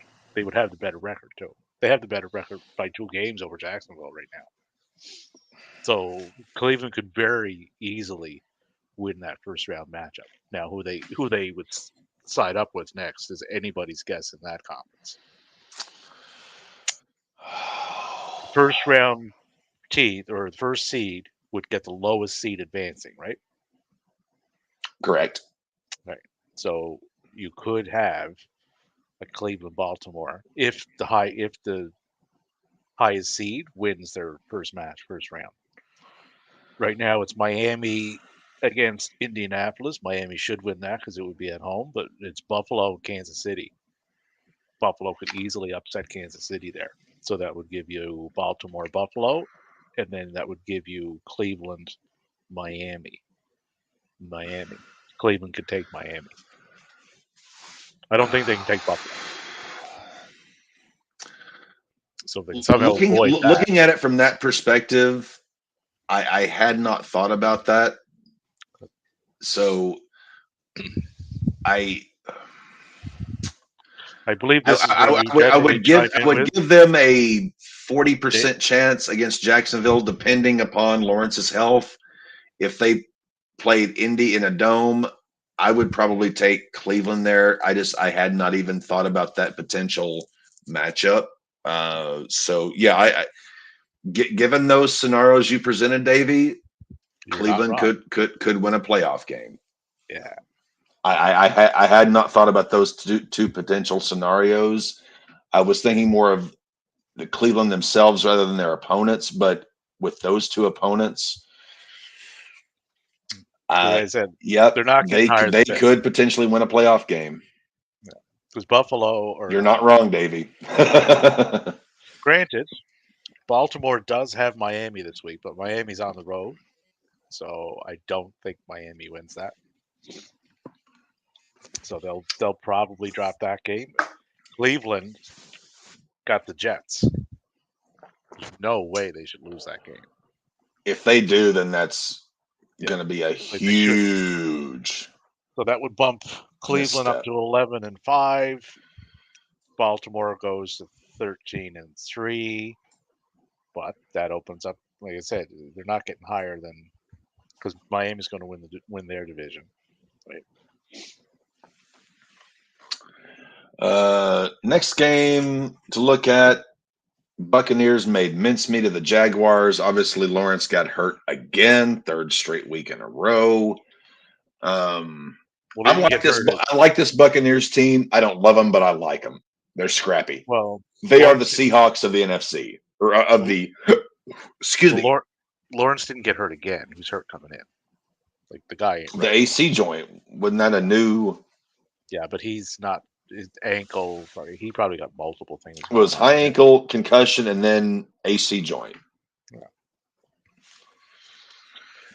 So he's banged up to death coming in, right? Yeah. So CJ Burthard, 11-15 for 94, but he's not the answer. He's not going to get you to whatever promised land you're looking to get to this year, right? So this kind of went how I thought. Tampa Bay is a little more dangerous than they have let on. Tampa Bay, they are a scrappy bunch. I've been hearing the rumor mill that Baker Barker may be getting a long-term contract extension. Good. Under, I mean, you got Evans to throw to. You got Godwin. You got Trey Palmer. White coming out of the backfield. Like he got weapons. It wouldn't be the worst move they could make, because as much as I despise Baker Mayfield, just on a personal level, I don't like the guy. Well, what's their fallback option? Well, they don't have one, and also Baker has proven himself in his career to be. He can get you to the playoffs. Yeah, he can get you to the playoffs. Past that, who the hell knows? But he's good enough. He can get. He's got a good enough arm. He's accurate. I do love that about a Baker. He is an accurate quarterback. I think right now he's completing something like 69-70% of his passes. Yeah. Like he's good enough. He's just never been consistent enough. Well, he's good. He's not great. Yeah, and there's a difference. Yeah, like you got a quarterback. Great wins championships. Good gets you to the playoffs. 96.2 quarterback rating, 26 touchdowns. He's averaging 239.9 yards per game. He got 33,598 yards, so he'll eclipse 4,000 yards. There's nothing wrong with any of those stats. Not a thing. We're talking about Baker Mayfield? Yep. Yeah, or Barker, depending on who shows up. Anyway, his completion percentage is always in the low to mid 60s. Nothing wrong with that. Yeah, he's higher this year though. He's somewhere around 70, I think. 64.3. He really hasn't been. He really has not been doing too much turnovers, has he? 26 TDs and 8 interceptions. That's not a bad split. No, that's the best of his. The closest he came to it was when he was with Cleveland in 2020. He had 26 TDs. His rookie year. No, third year. 30. Wait. Rookie? That was the year that he fucking popped off, I believe. Okay, yeah, you're right. You're right. Cap's getting old. His memory isn't what it normally would be. I would have to be right because I'm looking at his career. Well, no, I'm going off just. I'm just regurgitating what's in front of me that I pulled up. No, I know that. I was just going straight off of recollection as opposed to stats in front of me. But if he can keep up those numbers, right, and not regress back to some of the other ones, like the 17 TDs and 13 interceptions, stay away. We can stay away from that guy who's Barker, right? And keep this guy who's Baker. That's your guy in Tampa Bay. So yeah, sign him. It's a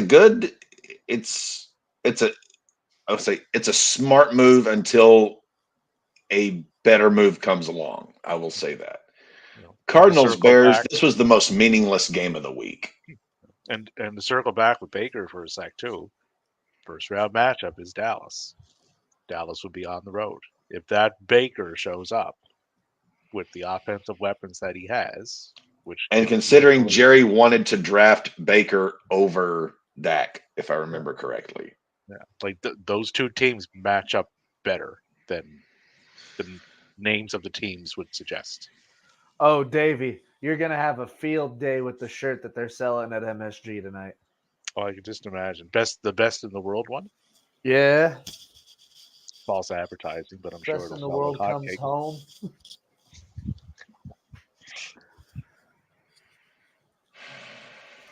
Best in the world, yes. Best in the I'm- world comes home. I wish they would have left the last of that off. I'm sure nobody in Madison Square Garden will have a phone or take a video of the match and post it. I sure hope someone does. I'm almost positive someone will, assuming they can make it out of Madison Square Garden without being fucking tackled by a WWE staff member. Unless they plan on doing something on the cock with it, then there's no need for assaulting someone just because they recorded it. I'm shocked they didn't. Well, you know probably why. Like this is a okay. You haven't been in the ring in a while. Let's see what work you out got, whatever- Cap. Yeah, let's see whatever kinks we got to work out here, and you're not working that same style that you were working over in that other place. So Well, and even by that, whether he does great or does bad, I'm putting no stock in a house show match. no, it's just, But it Having is been against off since Dominic August. Mysterio. it is, yes. Wait, hey, I love me some Dirty Dom, as I've stated many times. Well, Dom's a safe. Well, I'm assuming Dom doesn't fucking drop him on his head or something, but let's hope not. Dom is, I would.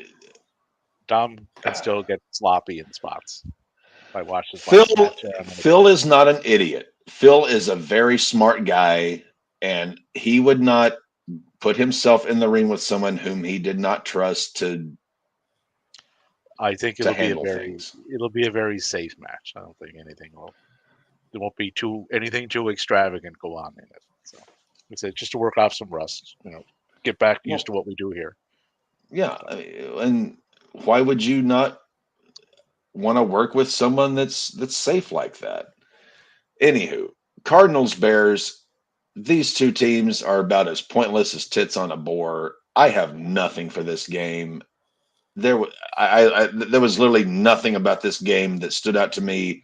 Good, bad, positive, indifferent. I literally felt about this game the way I feel about, taking my morning constitution. It's what I do. I wipe my ass. I wash my hands. I go to work. Yeah, there was nothing. this- Neither team was making the playoffs, obviously. This game was the epitome of two running backs at quarterback trying to lead their team forward. Trying. And both teams looked like they wanted to lose this game. Tank Bowl. And what's crazy about it is the Bears are 6-9 now? Bears have Yep. fucked up a lot, but the fact that the Panthers are so dog shit and that they're 6-9, the Bears still currently have the number 1 overall pick. All right, Ray, it's your turn. Cowboys go down to the Dolphins 20-22. Ray posed 3 questions. Number 1, do you think Tony Pollard is now for the Cowboys a number 1 running back? Number 2, do you think if Cowboys don't go far in the playoffs, they fire Mike McCarthy? Number 3, would they beat the Buccaneers? I'll answer No. those questions. I'll answer Personally. one. I'll answer all 3 right quick with the same answer: no, no, and no. You don't think they're going to fire McCarthy? Nope. They don't get Tony rid of him Pollard is not a number 1 running back. Jerry will not fire McCarthy because he is not going to be a threat to Jerry's ego. He is not going to be bigger than the organization. He is not. Jerry Jones fires coaches when a coach is seen as being the reason the team is successful rather than Jerry. Is that why he So, fired Jason Garrett? and because Jason Garrett wasn't successful, and And since Mike McCarthy is not going to be successful, Jerry won't fire him because he's not going to. Jerry only fires coaches who win because that means the team is winning in spite of Jerry, not because of Jerry. And would they beat the Buccaneers? I believe Davey touched on that earlier. It would be exceptionally close. Depending on where the game was played, would play a lot into my decision on that. But no, Mike McCarthy is just fine. It'll be played in Tampa. Tampa will have the fourth seed. If for whatever reason, let's just predict a completely apocalypse now level world where Mike McCarthy wins a Super Bowl. Jerry Jones is the type of owner GM who would fire a coach after winning a Super Bowl because that means Jerry's not the star. So long as the coach does not eclipse Jerry in terms of star power, the coach is fine, which means the coach can't win. So until Jerry Jones is planted 6 feet under, no coach will ever be a Dallas Cowboy coach for very long or be successful because that means they're honing in on Jerry's ego. Well, Texas, not only in sports but just in general, has a propensity to hang on to things well past the time frame. They probably should. Coach would be no different. He ain't going nowhere. You see, I at least see them firing McCarthy. The other two, no. The thing with Well, who are they going to fire McCarthy? Are they going to bring in Harbaugh, who's going to tell Jerry to go fuck himself? Are they going to bring in Belichick, who's going to tell Jerry to go fuck himself? I don't know, Jerry man. will only hire puppet coaches. And Dallas got a very tough matchup this week too. They got the Lions. in terms of Tony Pollard, Dallas running backs for some reason get ran through the ringer in a year and a half and then they're done. So give it till next half season and then we'll see what Tony Pollard does. And Pollard is, I believe, 26, 27. As for who you guys should get in the draft, I say a running back or a defensive lineman, like the most stout defensive lineman you can find in that draft. Because I know you guys are going to have like a low 20s draft pick. Just because you guys are probably going to go decent into the playoffs. Yeah, like Pollard has played 15 games this year. He has 886 rushing yards. That's not numbers of a number one guy. Deuce Vaughn, though. 5 TDs. Deuce Vaughn, though. I could literally, Mansfield, if you're watching, I have a tiny bobblehead of Pope Francis. I could take Deuce Vaughn, set him on my desk, and I think Pope Francis will be a little bit taller than he is. More than likely.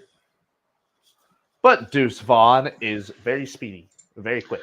Only, Ray, if you guys play at home every single playoff game.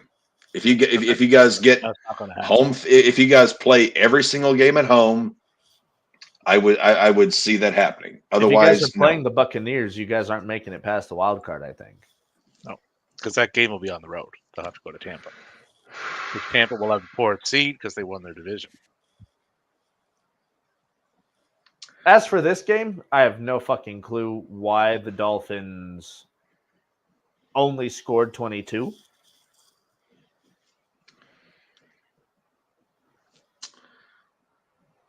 I think this was more a matter of the Dolphin.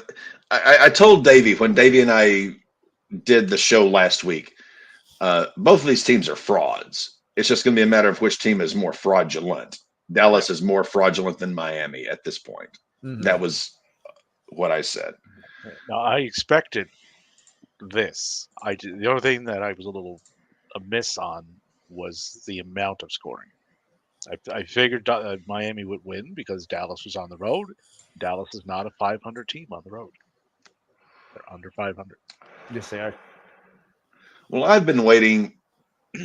for a long time today to do this. Hold on. You cannot even play Gloom, Despair, and Agony for one fucking reason. I have no fucking idea what happened in this game. No. No.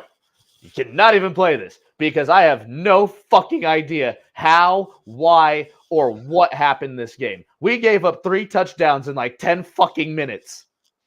Yeah. Davey, I'm going to give you the floor first I because didn't even watch this. that means I have to start this off. This game, in absolutely no sense of the word, made any sense. Because it was the Patriots. It was Bailey Zappi. It was you guys coming to Denver. And we gave up 22 fucking points in like 10 minutes. And then we have the fucking audacity to come back, lead the game, and tie it. Only to give you guys 1 minute. And you guys drive down the field, use your timeouts properly while we still have fucking all of our timeouts with 1 minute to go. I am livid.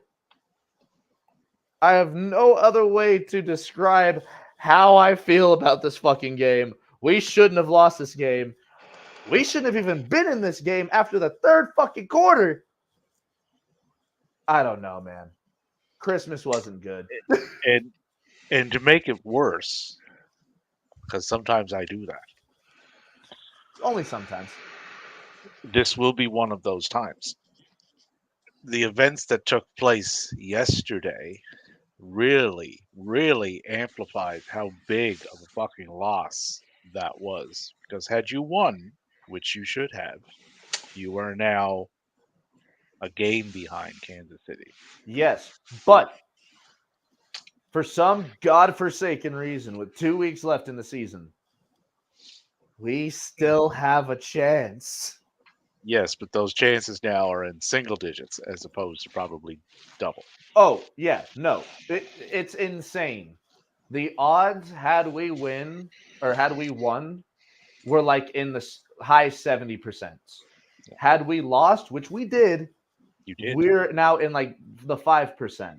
Yeah. But Well, with let's KC put a losing, positive that bumps spin on us up a little bit. it does, yeah.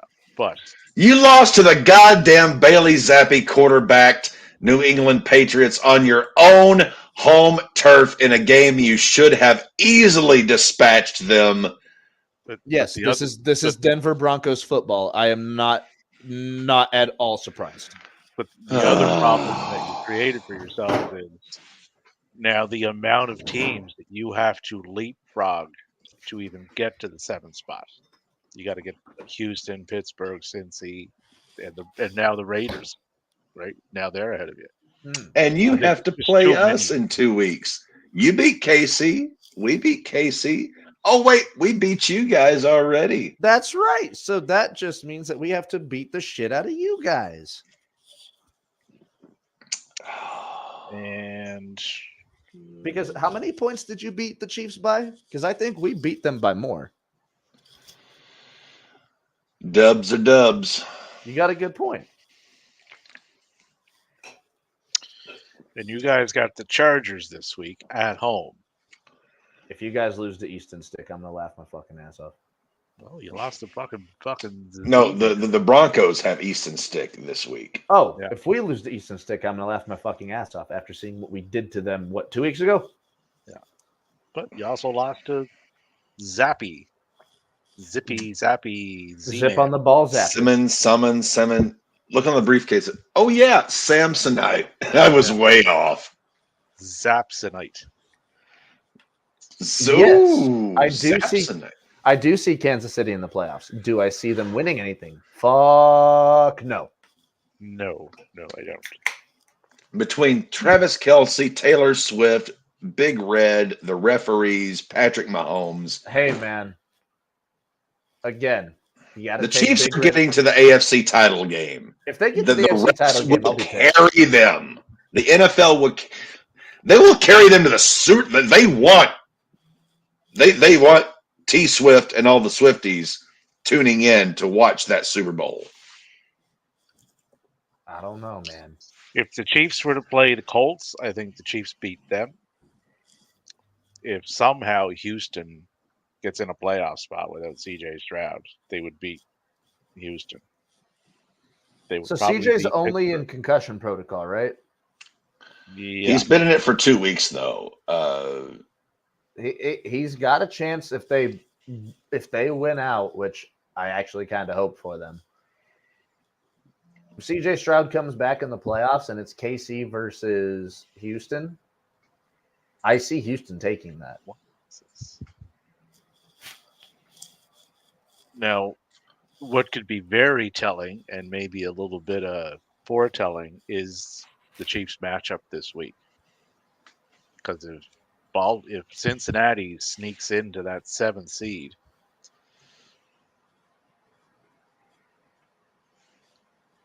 that's a potential matchup. That's a potential playoff matchup. A lot of other things would have to fall right, but it's possible. It'll depend on what Buffalo does this week too. Well, speaking of Kansas City, as the reigning Raider fan here, I still have no fucking idea how you guys did it. pay no attention to the man behind the curtain. We are not good. We are horse shit. We are dog shit. We are dog shit wrapped in a nice package with potentially a really good coach. O'Connell went about we did not win this game. The Chiefs lost it. Yes. Simple as that. We did not win this game. The Chiefs lost this game. Well, O'Connell couldn't complete a pass, and he's a No! That's kind of part of the job. Should be on the resume. Are you able to complete a pass? Yes or no? Click the box. No. He couldn't. Yeah. I was watching the game. It's fucking horrible. I was watching it too. This was But the Chiefs lost this game. The Raiders didn't win it. But the Chiefs on offense did not look good. They haven't looked good.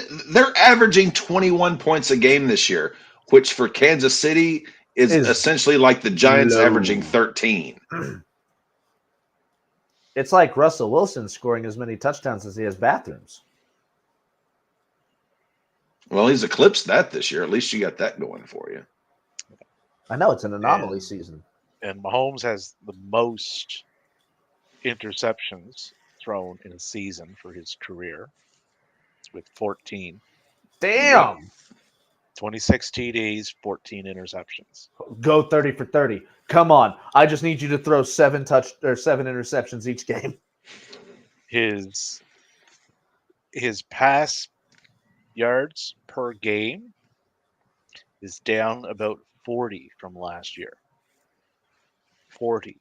That's a lot. Yes. Over the course of a season, that is a lot. Yeah.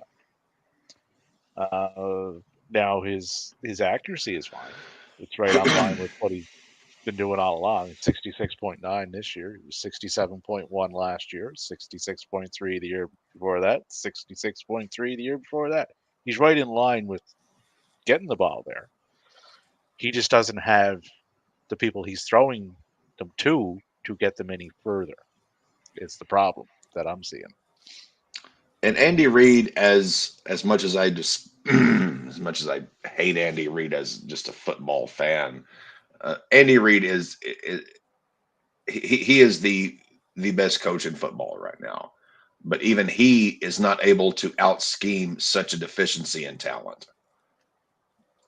And right now, the Chiefs receiving core is a banged up Travis Kelce, a up and coming but not nearly there yet Rashee Rice, and just yeah, spare parts essentially. Spare parts. Bingo, Davey. Oh, just like their medical table? Yeah. And your leading rusher. Yeah, we saw that one too. Your leading rusher was Patrick Mahomes. 10 rushes. And Mahomes has been crying a lot this year. He's been crying. He's been sad. He's In- just In taking from Taylor Swift, I guess he's in his Brady era. I have no sympathy. I have absolutely none whatsoever. whatsoever. I hate that man. I hope him and his brother get kicked in the shin by a fucking donkey. It's an odd analogy or It's not an desire, analogy. but- I just hope he gets kicked in the shin by a fucking donkey. Him and his brother. I hope he gets stolen by a Bigfoot. See, there we go, Davey. Thank you. Anywho, Eagles defeat the Giants. This game was not nearly as close as it should have. But this game was far closer than it should have been. This is why I continue to think that the Phila Georgia Bull Eagles, as Matty likes to call them, this team's got problems. This game should not have been even remotely No, a game. I would Eagles- like. they're not as good as their record would suggest. Gabagool got benched. I would like to ask for a small moment of silence for the great career that was Tommy DeVito. He probably ain't going to do much after this season. So if y'all could just give a moment of silence for the great Italian. All right, there we go. We're done. No, I'm not shitting on DeVito. No, I hope he this gets a team is a backup. I hope- fucking mess. I hope he keeps a backup job here in New York because it seems like it's working for him. No, Ray, we don't belong in the trash can. We belong in a dumpster that has been set afire with flaming gasoline. Ooh, maybe DeVito to the Raiders. No, I want DeVito to stay with the Giants. No, DeVito to the Raiders. It would be like when the mob went out west. They don't know good gabagool out in Vegas, damn it. Hey, the mob did. They made a shitload of. I mean, you would not have Vegas without the mob. So Matty does have a bit of a I mean, Davey. pointicular. I think Well, Captain is making us interchangeable now, Matthew. I'm living in a cuckoo clock. I think so. The only thing I took from this game as far as the Eagles go, because we know the Giants aren't going anywhere right now. No. The Eagles, week after week after week after week, despite the competition, and they've, apart from the Giants, they've had a tough schedule. I'm not discounting that. But as the weeks have gone on, the Eagles have looked more and more and more vulnerable and exposed. It's like this team, you don't fear them. You don't worry about them. You just like, okay, let's just shut down the tush push. Let's, sit back and because when you look at their offensive pass attack, they don't use any motion. They don't use any kind of upsettery, trickery. They just line guys up and they expect to win on high-end talent. They're taking the Steelers. Which the Eagles have a lot of high-end They do have on talent. on that offense. The defense is really where it lacks, and that's where they've been drafting solely out of Georgia is essentially their defense. I don't young think the defense. problem is the defense. I think the problem is the offense just continually putting them in horrible situations. This is Jalen Hurts' first 300-yard game in the last, 4 weeks? Yeah. And It's been a bit up and this offensive scheme just being completely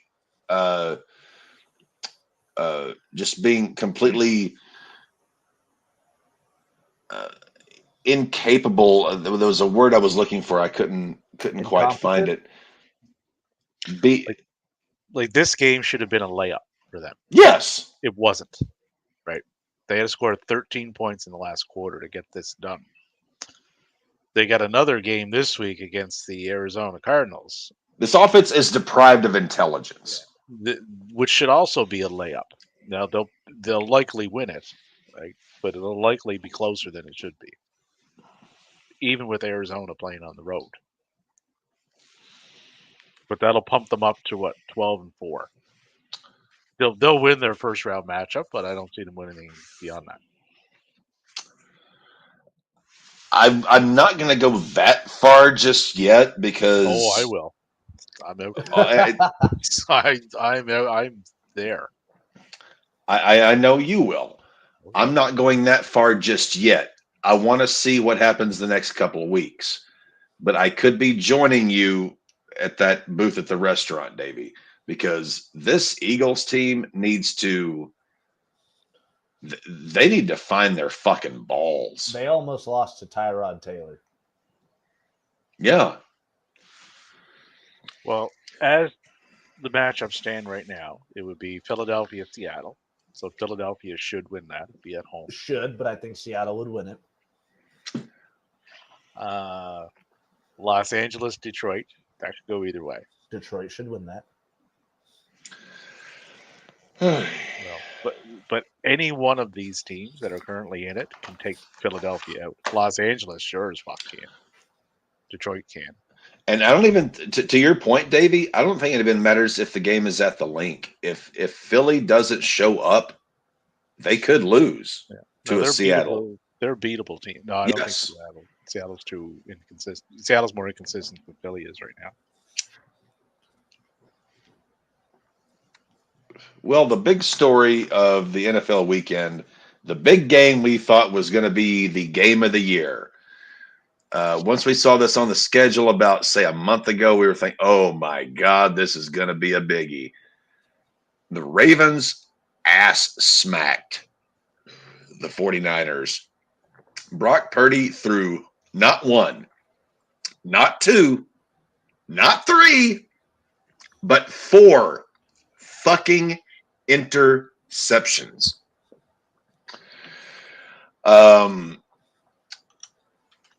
You remember, and fellas, we've talked about this. You remember the first 3-4 weeks of the year, we were all saying, oh, this 49ers team is hands down the best team in the league. Then weeks 5, 6, 7, 8, they started to get away from what made them so good. They started becoming more Brock Purdy reliant, and things started going to shit. Then they got back to doing what they did, and for the last 6, 7, 8 weeks, they have looked like the absolute best team in professional football. Last night, they had it's like an LSD flashback. They tried to let Purdy do too much. I'm not I see this 49ers roster is too fucking good for me to think that much less of them after last night. I think less of Purdy in the sense that, well, I know what Purdy can do and what he can't do. But they slipped. They had a flashback, an LSD flashback to earlier in the year when they were getting beat by Cleveland. This team had an LSD flashback, and hopefully the next 2 weeks they remember, oh shit, we have arguably the best roster in all of professional football. We don't need to be relying on Brock Purdy to do every fucking thing. And if I understand correctly, he went out towards the very end of the game last night with an injury. I haven't heard exactly the details as to what that might be, but I hope they wake up and smell the roses pretty quick and realize again, Purdy's good, but he is not the guy that can take over a game. You have to let this great defense, this great roster do things and let Purdy just do what Purdy is capable of, not what he's incapable of. If you do that, you're going to be the best team in football, and it's not even going to be close. And again, last night they forgot that. Two of those interceptions were, again, off of tipped passes. Then don't throw it where it can be tipped. I believe one of them was a dropped pass from a receiver. So, there are times where the interception count shouldn't count towards the quarterback. There should be interceptions that are on them and interceptions that are caused by, receivers. quarterback caused interceptions and interceptions. Yeah, Yes. there should be a My difference. health and sexual education teacher taught me a very valuable lesson. He told me, Brandon, never put your balls in a place where you may not be able to get them back. And I have stood by that my entire life. And I think this is something Brock Purdy and the offensive coordinating staff of the Niners need to remember. Brock, do not put your balls where you may not be able to get them back. The thing I've seen with Brock is he is a great quarterback with a lead. He is not a great quarterback Playing from when behind. he has to come back to gain the lead. He's okay with a bit of a deficit.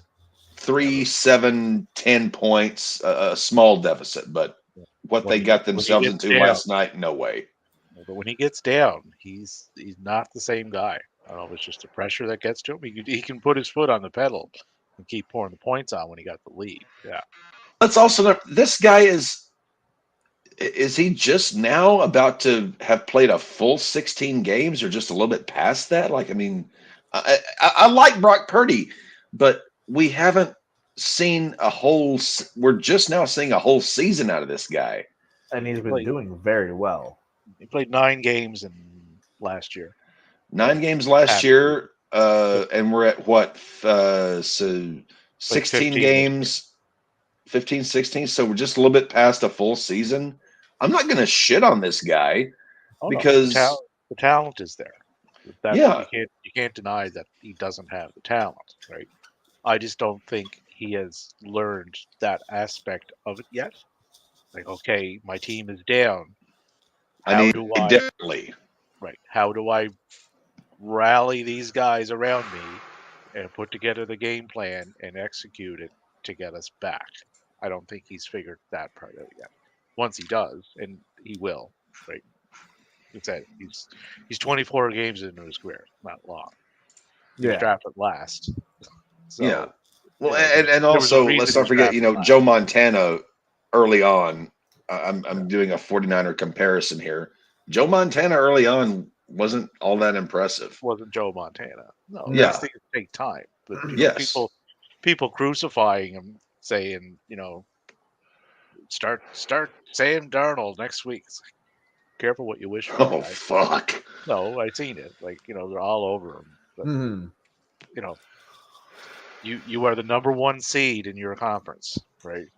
For a reason. Right. Don't throw the baby out with the bathwater. Purdy will be fine. Let him keep learning. That's what he's doing, right? Thursday night this week. Jets at Browns. Browns are 7-point home favorites. I'm taking the Browns here. Flacco in 3 games is almost at 1,500 fucking passing yards. This is stupid. Yeah, I'm going Cleveland. Yeah, I take the Browns on that one. Yeah. Well, -7. I take them by that. I'll take them by more than 7. I would take the Browns to win, but I'm not taking them -7. That's just way too many points to give up to. The Jets do have a very good defense, I will say. Yeah. -7 is too much for my blood. I would take the Browns to win, but -7, no way. Saturday, Lions at Cowboys. Cowboys are 6-point home favorites. Matty, you're our resident Lion homer. I'm taking Detroit. You're betting that line? Lions +6? Yeah, I'll take them by a touchdown.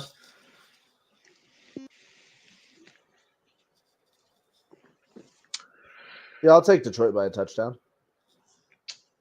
Davey, your thoughts? I'm taking solely because they are playing at home. Dallas. Again, similar to the Jets-Browns, I'm taking the Lions, but no way am I taking the Lions. If it was Cowboys -2 10 or 12. I would take that for the Lions. But -6, +6 on the road, as given as well as Dallas is play. I'm not taking that. I'm not a fool. I'm not betting on something that isn't a sure thing. Sunday slate.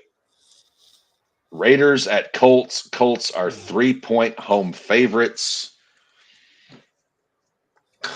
Fuck me. Oh boy. I have Indy winning this game. I will. I'm not. also, I'm not taking this line. I'm not I think taking the line. I think the Colts win, but I'm not taking -3. That's just that's horse shit. They're winning by more than 3. I'm not betting that against the Raiders. The way the Raiders have been playing lately. This is just there's too much hogwash and horse shenanery that can happen here. I think the Colts win, but Yeah, the Colts will be. Yeah, Colts will win. The other guy, fucking Jerry's kid, couldn't even complete a pass for 3/4 of the game. Yeah. and I well, don't and understand also how, Kansas bro. City has a pretty darn good defense, but still, I'm just Indianapolis probably got a good Raiders defense. +3, no fucking way in hell. I'm taking Colts, and I think they'll win by a touchdown. Patriots at Bills. Bills are 12-point home favorites. I'm going Buffalo. Buffalo will go to. I'm not taking that line though. That's a big I'm not line. taking that line either. Jesus Christ, these lines are fucked. Bills are going to win, but By -12, fucking fuck points? you. I don't know about 12 points, man. This is how Vegas makes money. They set completely ridiculous lines. That's why I take money line. Who is going to fucking win? Yeah, it should be Bills winning this game. Yeah, the Bills will win the game. Falcons at Bears. Bears are 3-point home favorites. I Really? kind of get this one. Again, it's a dome team. Late December on the road. I would be tempted to take this line. I'm taking Tempted. Taylor Heineke. I'm taking Taylor Heineke and the Falcons. I'll take the line as well. No, I would take Bears -3. I'll take Atlanta +3. Davey? Bears to win. Atlanta going to Chicago in the middle of the fucking winter. Not winning that. Rams at Giants. Rams are 6-point road favorites. This line is exorbitant, but I would take it. That's a big word. I have to go the Rams because Tommy DeVito's hurt. The Rams will win. The Rams will go to 9-7. Rams take this one. Of all as egregious as all of these lines are, that's the least egregious so far. I would be tempted, very tempted to take that one. Would I bet it? No, but I would be tempted to. Eagles are 10.5-point home favorites against the Cardinals. No fucking way in hell, as poorly as the Eagles have been playing. If you gave me Cardinals plus 10.5,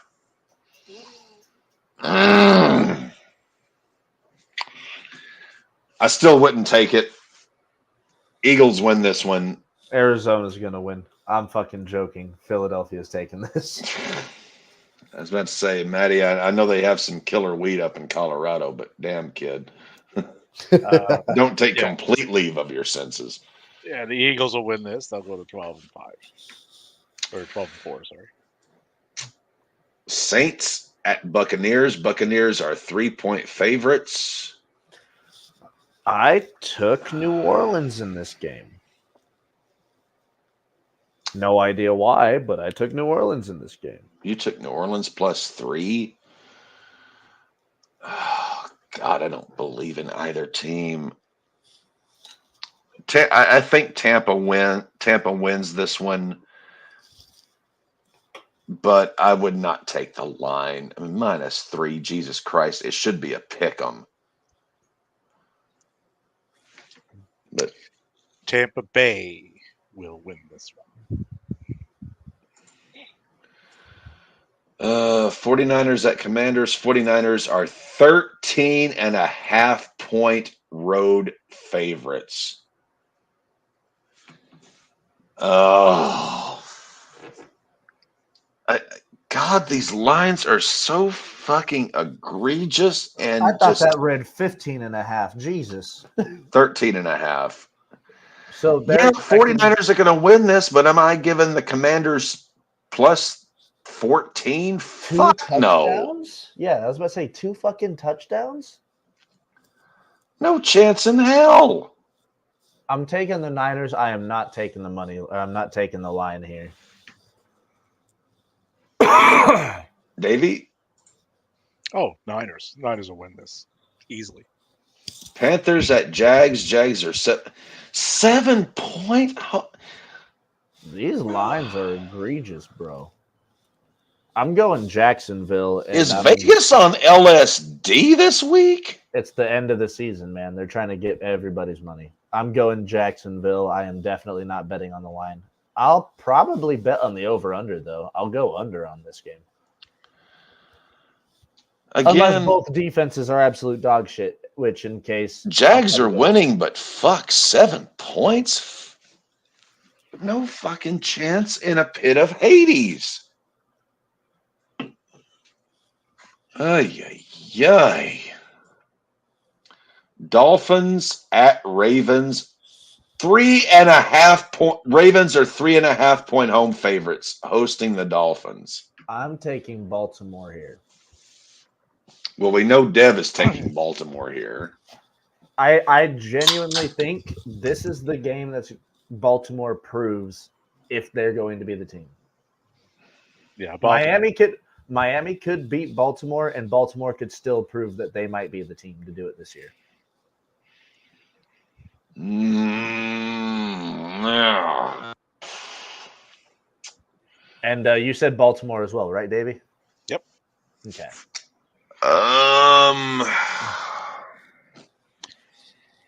On the Jacksonville-Carolina game, if Trevor Lawrence plays and is up to snuff, Jacksonville should win that. If he doesn't, I'm going Carolina. So you're going game time decision on that? Yeah, because it'll depend. But from what I've seen in a Bryce Young the last couple of weeks, he's put together enough to show me that they could potentially win that with how beat up Trevor Lawrence is and who their backup is. That's just too many points for me to give to Miami. If it was Ravens, as it should be, -1, -1.5, I would take Baltimore. But I again, Baltimore wins this, but -3.5. Vegas, go fuck yourselves. Titans at Texans. Texans are 3.5-point home favorites. I think if CJ Stroud is announced to play, that line is going to increase a bit. I'm still taking the Texans, though. If I hear that CJ Stroud is playing, I'm going to literally do an entire another betting line just adjusting it for Houston to win because I have Tennessee winning today that game. If Stroud is back, Texans win. Cap, I understand you're choking on that, but here's my explanation. I've got beer in my nose, you motherfucker. Houston does really bad whenever they're playing in the division. Houston does very poorly when they play a divisional team for the second time. They beat Tennessee the first time. Tennessee is going to get the win this time. Who knows? Derrick Henry might have a fucking passing touchdown this game. I don't know. Well, Ryan Tannehill won't.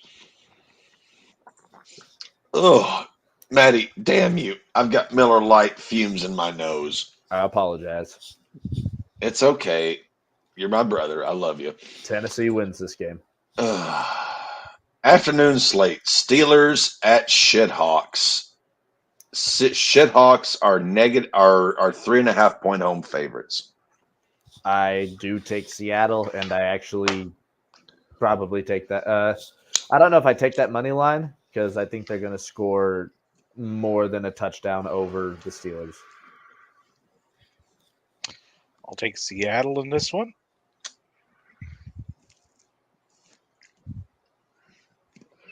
I'm taking Seattle as well. Chargers at Broncos. Denver. Broncos are 5-point home favorites. Denver by 1 million. I presently plan on starting Russell Wilson at quarterback in my fantasy championship this week. Oh, dear God, I pray for your soul. Well, here I thought I was going to get a little bit of support and encouragement from my... Oh, no, you're not getting support and encouragement. We have 2 wide receivers, and one of them has hands that are more than likely tombstones. If Cortland Sutton's playing, you might win. You have the, and I mean this with all love, Maddie, you have the most carny of smiles when you flash your teeth. It's like, trust me. By the way, Broncos by 1 million. So, and just to clarify here, in Clarify the butter. in your championship game in our fantasy football league on the ESPNs, of Yep. your 2 quarterbacks, one being Baker Mayfield, not Barker, playing like Baker, you are opting to go with the gentleman that we have put the moniker on of Thrifty Wilson. Just let that sink in. Just because it's the Chargers is one thing, Cap. I understand that. But Baker Mayfield has a higher chance of throwing over 250 yards than Russell Wilson does. Yes. Well, I won this last week. Well, I wouldn't even say I won. I survived this last week by a 0.5 point. Russ outscored Barker. Fucking how? Rushing yards. Are you fucking shitting me? Russ outscored Barker by 3.5. I'm just saying you have a better chance. The Chargers are 29th against fantasy quarterbacks. The Saints are 6th against fantasy quarterbacks. Cap, I'm going to give you 3 names, and those are the 3 names of wide receivers that I know, and I have watched this Broncos team this entire season. Cortland Sutton, Jerry Jeudy, and Marvin Mims Jr. Marvin Mims Jr. only got playing time last week because Cortland Sutton got hurt. Well, I have until Sunday at noon to make my decision, but as of right now, Russell Wilson will be quarterbacking Captain's Raiders. Shudder to think.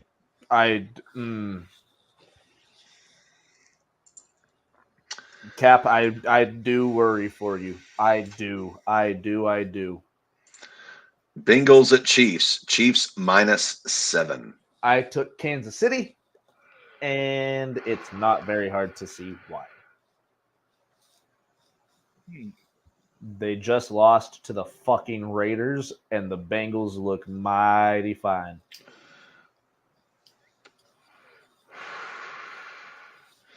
Because again, Jake Browning threw for 300 yards last week. He also Again, this line is horse shit. I think the Chiefs win by a touchdown or more.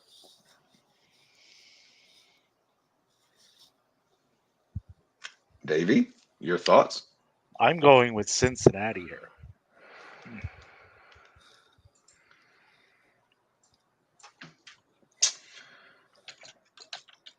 I think it could be closer than the experts say, to quote Lee Corso.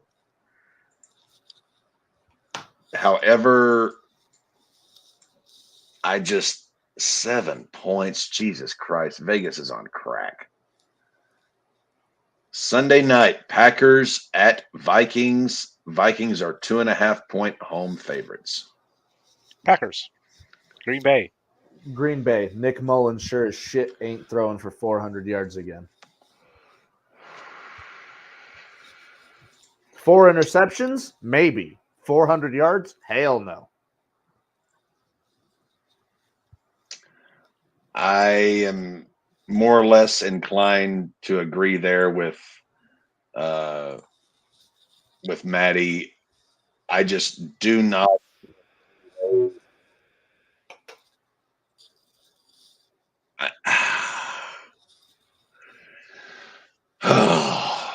Because I've looked at this from a fantasy perspective, because all of my guys minus Russ play at noon. And when it's all said and done, the only player left between myself and John would be Nick Mullins playing on Sunday night. Is that who his quarterback is? He's rocking Nick Mullins at quarterback. He's rocking Nick Mullins. I think you might have this championship in the bag because Green Bay has a very underrated secondary. It didn't show against Carolina, but they have a very underrated secondary.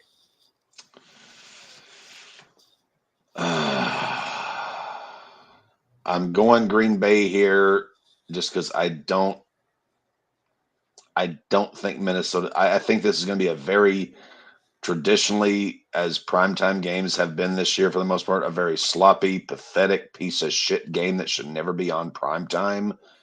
However, I think Green Bay wins this one and keeps their playoff hopes alive for the sake of Tom Grossi.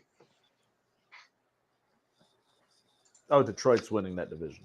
Or Detroit already won that division. Yeah, they've clinched the division. I don't think there's another AFC or NFC North team getting in that wild card spot. I really don't know. Packers mathematically are still in it. So, and it's because I love Grossi so much. I love Tommy. So I can't cheer against him at this point. But that is the slate of NFL games coming up this week. We also have the RAWBall Fantasy Football League Championship. It is the Cap who survived by the skin of his fucking teeth thanks to a Jake Moody extra point. Half a point, baby. That is what got a Jake Moody extra point on that Sam Darnold touchdown in garbage time is what put me here. However, I have yet to play John Rice this year. As we all know in our fantasy league, John Rice has kind of been the absolute heel of the league this year. I have taken a look at the projections. As presently stated, I am projected to win 127.2 to 112.1. But that can always Oh, yes. As you can take those projections and wipe your ass with them. But I was talking to my brother, Justin, as Maddie has met him. I was like, I'm basically playing myself. Backup quarterback, backup tight end. Both have stout defenses. Both have good kickers. Both have good running backs. Both have good wide receivers. This is going to be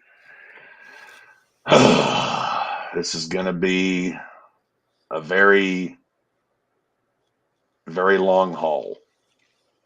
Cap is not going to handicap this one beyond what the ESPN projections have. However, since it is our inaugural RAWBall Super Bowl, I am going to stand back before I say what I have to say and let Maddie and Davey give their thoughts on who is going to win the inaugural RAWBall Super Bowl. Will it be the Cap, the Captain's Raiders, or Nashville FC? I'm fucking hoping it's you because one, you'd be bringing it to the podcast, and two, oh, I'm buying another championship belt. I got two on mantle. I'm buying a third one. And if I get two, this one. John Rice, yeah, he's been the thorn in everybody's side since day one. So, Davey? I'm going to go with the captain on this one, just due to the amount of work and research that he has put into this. I think he will get his team to where it needs to get to, by hook or by crook. And that's how that's how I've done it this year, by hook or by crook. And I will allow a Academy Award winning actor to present my case for me for exactly how I am going at this one this week. So, Son of a bitch.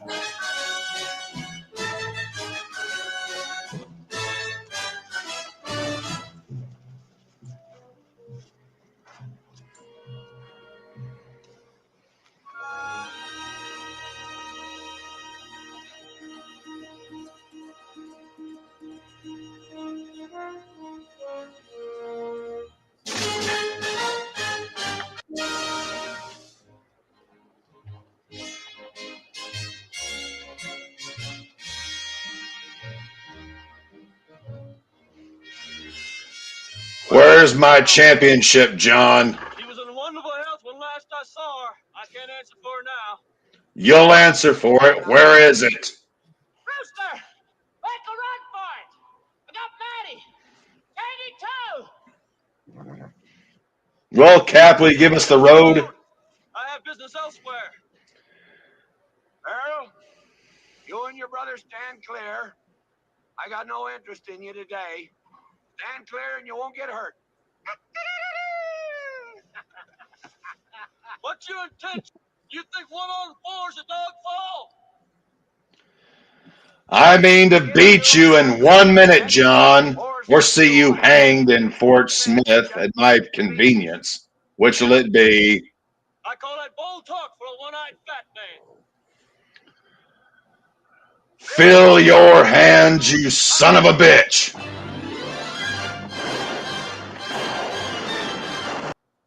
John, that's my response. Fill your hands, you son of a bitch. Cap has worked his ass off, has gotten this far, and I am coming for that ship. I may lose, but brother, I'm going to make you sweat your balls off to earn it. Because with the team I've got that has gotten me here, I'll take it. Because Cap is bringing that championship back to the RAWBall podcast. Is there any prize for the consolation bracket?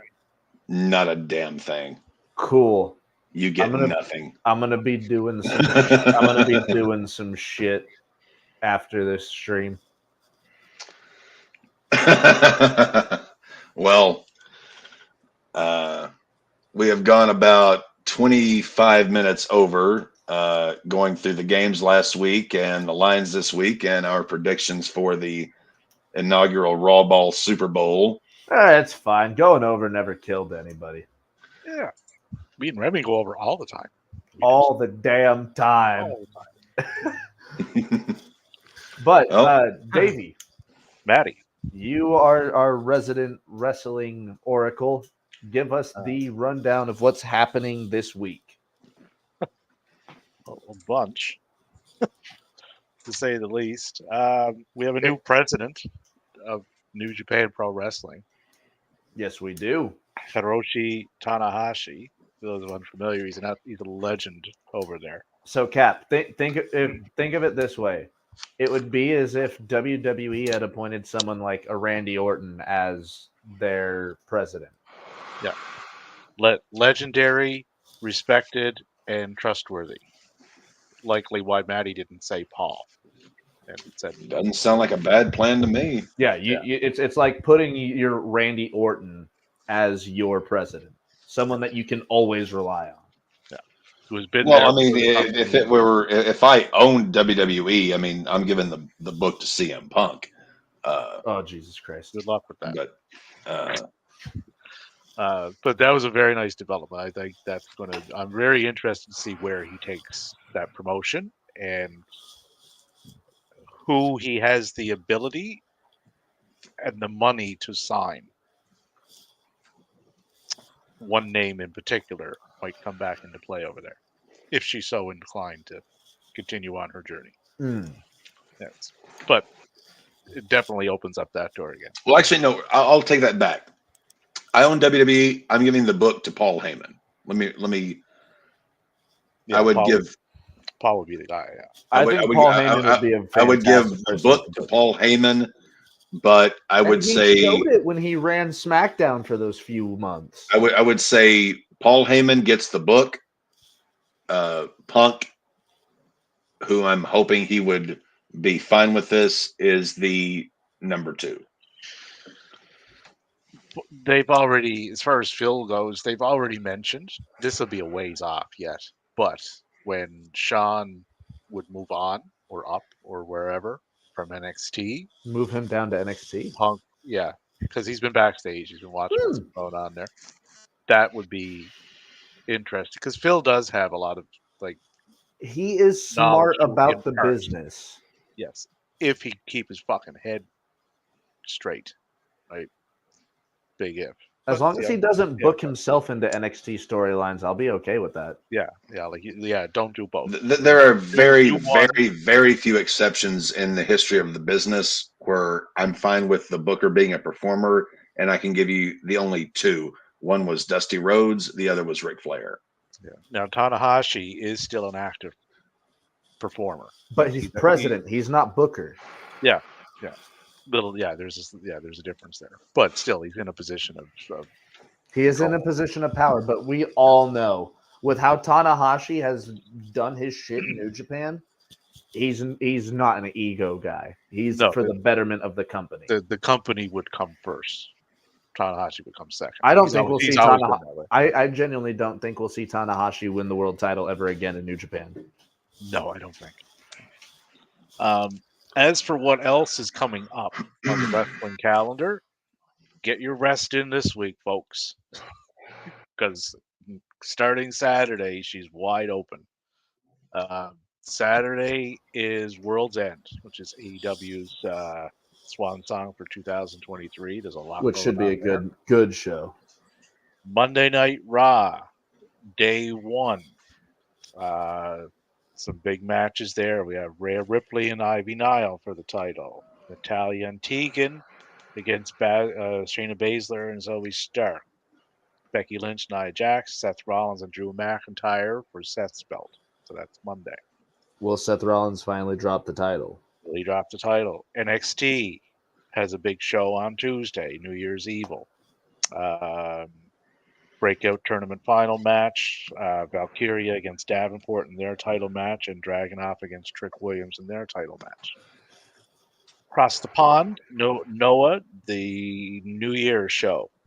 That's on the 2nd over here. Probably the first over there. Wednesday. Mind you, last year was Muda's last match, so these shows are usually really big. Yeah, like that's a big show for Noah.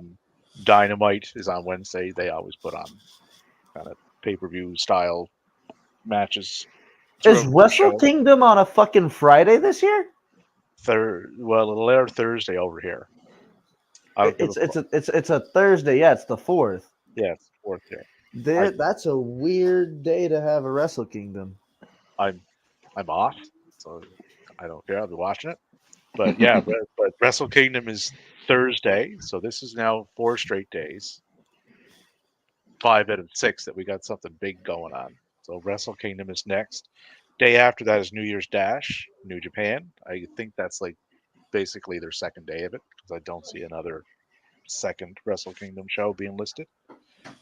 Then we're into Friday. SmackDown, New Year's Revolution. So they have Io Sky and Mia Yim. I'm not calling her fucking Michin. This is stupid. Michin.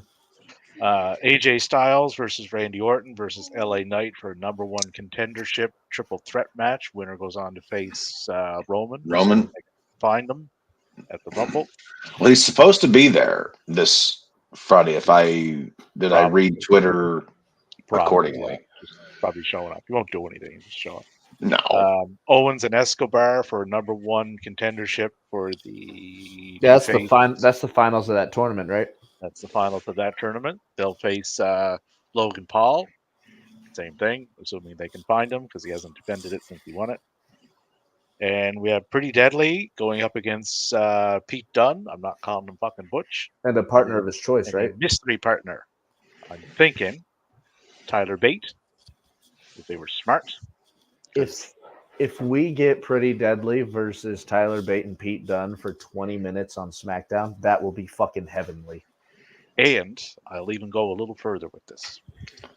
If it is Tyler Bate, because they've sent Ridge off to do stupid things in NXT, we've discussed previously, somebody's non-compete on air clause is up.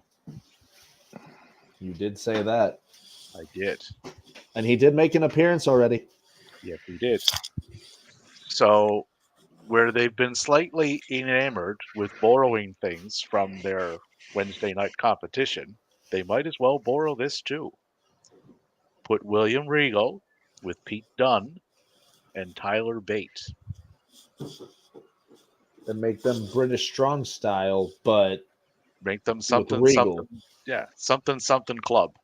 well, Whatever they no, wanna I was call about to say they themselves were British strong style, right? Or was that them with Trent Seven?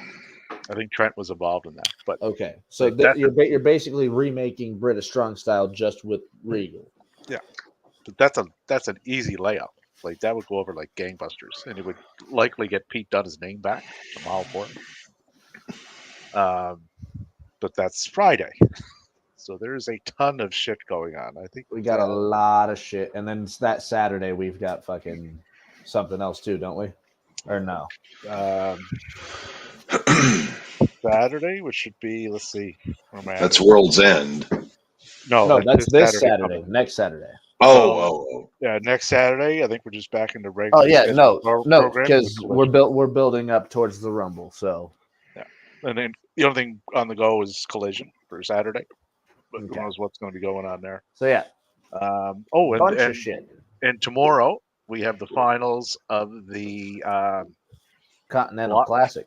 the blocks to see who gets in. So one block we have Jay White versus Swerve Strickland versus John Moxley, and then in the other block we have Eddie Kingston versus Bryan Danielson. The winner goes to World's End. My pick, as it has been all along, Jay White versus Eddie Kingston in the finals with Jay White winning. You've called that since the fucking tournament started. I have, yes. Well, I would prefer to see Swerve versus Bryan Danielson. Swerve versus Danielson would be great, but Swerve. Jay White versus Eddie Kingston does have more of a story to it. Yes. Here's a quick story, Captain. Jay White, as you know, was in New Japan, right? Yes. Okay. So Kingston Jay White went to New Japan. kind of, sort of. But Jay White lost a match to Hikuleo. Loser leaves Japan, right? So that sent him over to the States. Jay White had a match with Eddie Kingston at a show called Battle in the Valley last year, right? Loser leave New Japan Pro Wrestling. So not only leave the country, the match he already lost, now he is in a match to leave the promotion. You cannot appear in the promotion in any way. Eddie beat him. Fast forward to this tournament. Eddie's in one block, Jay's in the other block. Jay owes Eddie a bit of a receipt. And if you follow along, since Jay has been in AEW, he has not appeared in Forbidden Door, which is with New Japan.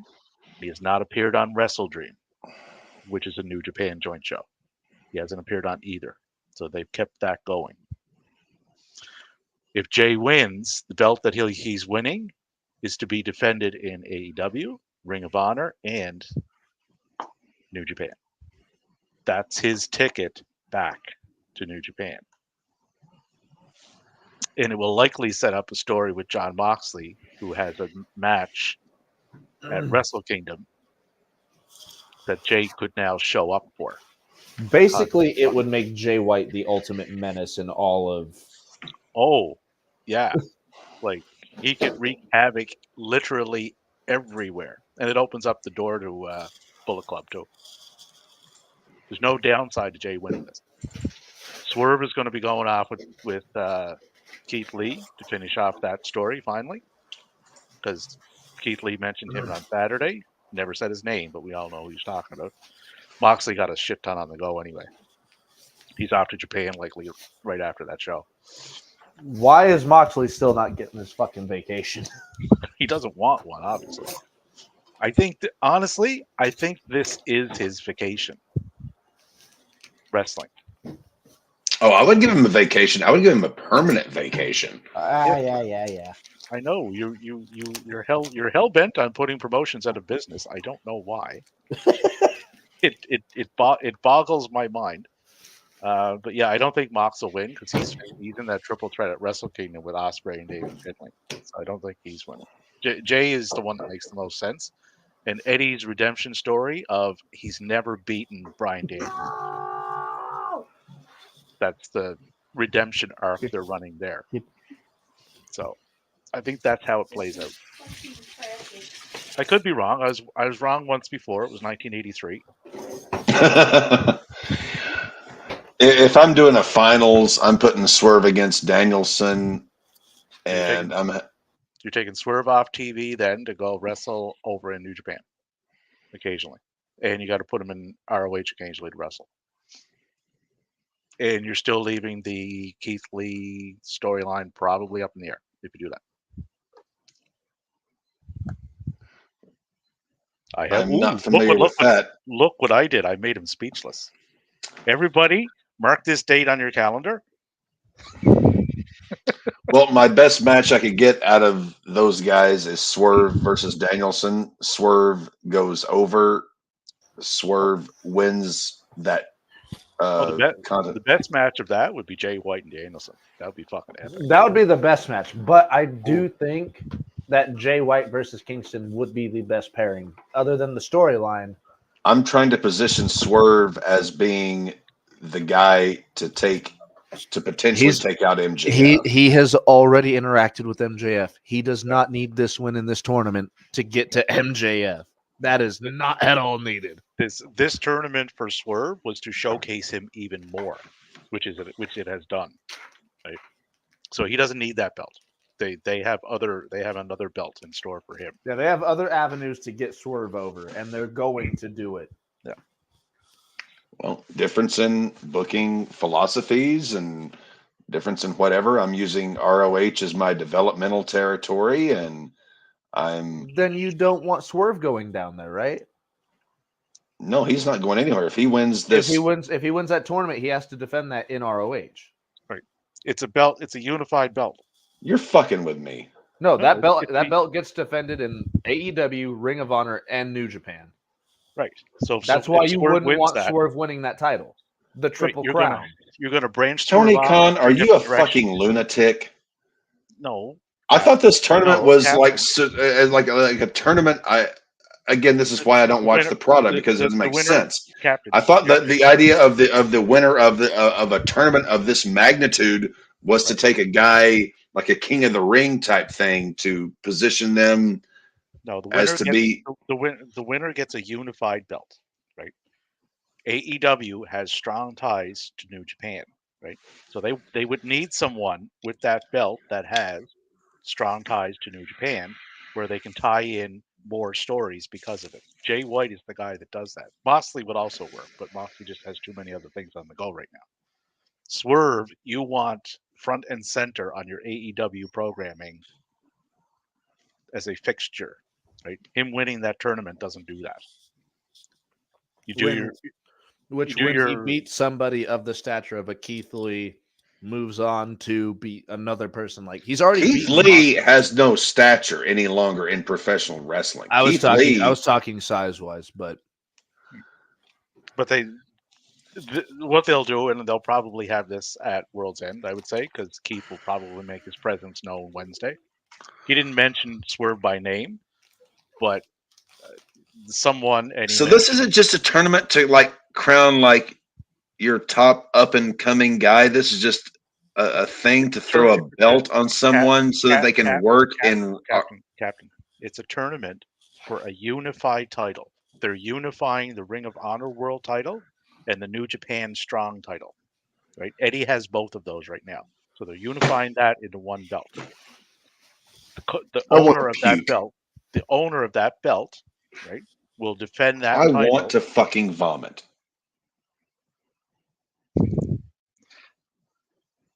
I want to fucking puke upon my nice, very slick and smooth mahogany desk. What is it? Hearing that. What is it? You thought it was an up and coming tournament? Okay, you don't follow. I thought it was a tournament. Okay, we're gonna take the best from like this side and that side, and whoever wins is gonna be like a king of the ring, like a preeminent. Like, okay, this is gonna be the guy that we're gonna put. Cap, again, this is something different for somebody that doesn't follow weekly product. I don't follow the weekly product, but I at least knew this. I don't follow the yearly product. Right. Good point. Right. Ever since they fired Punk, I said, fuck you to AEW.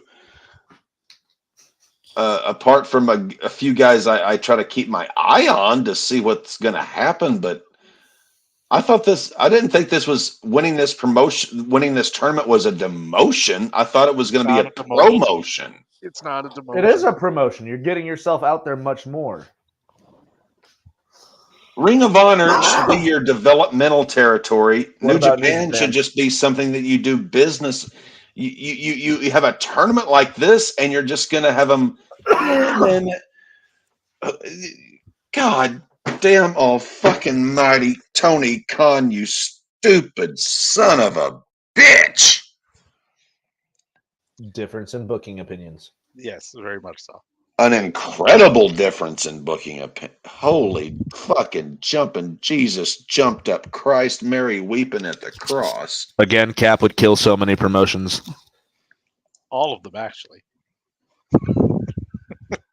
We got a video of your boy toy. I don't know if I have one at this point in this business. You do, Philip. He's doing push-ups in the middle of the ring. Ooh. Wait, so the match is getting ready to happen? This was posted 2 minutes ago. You still got a chance. He hasn't fucking wrestled yet. Oh, Jesus. Like,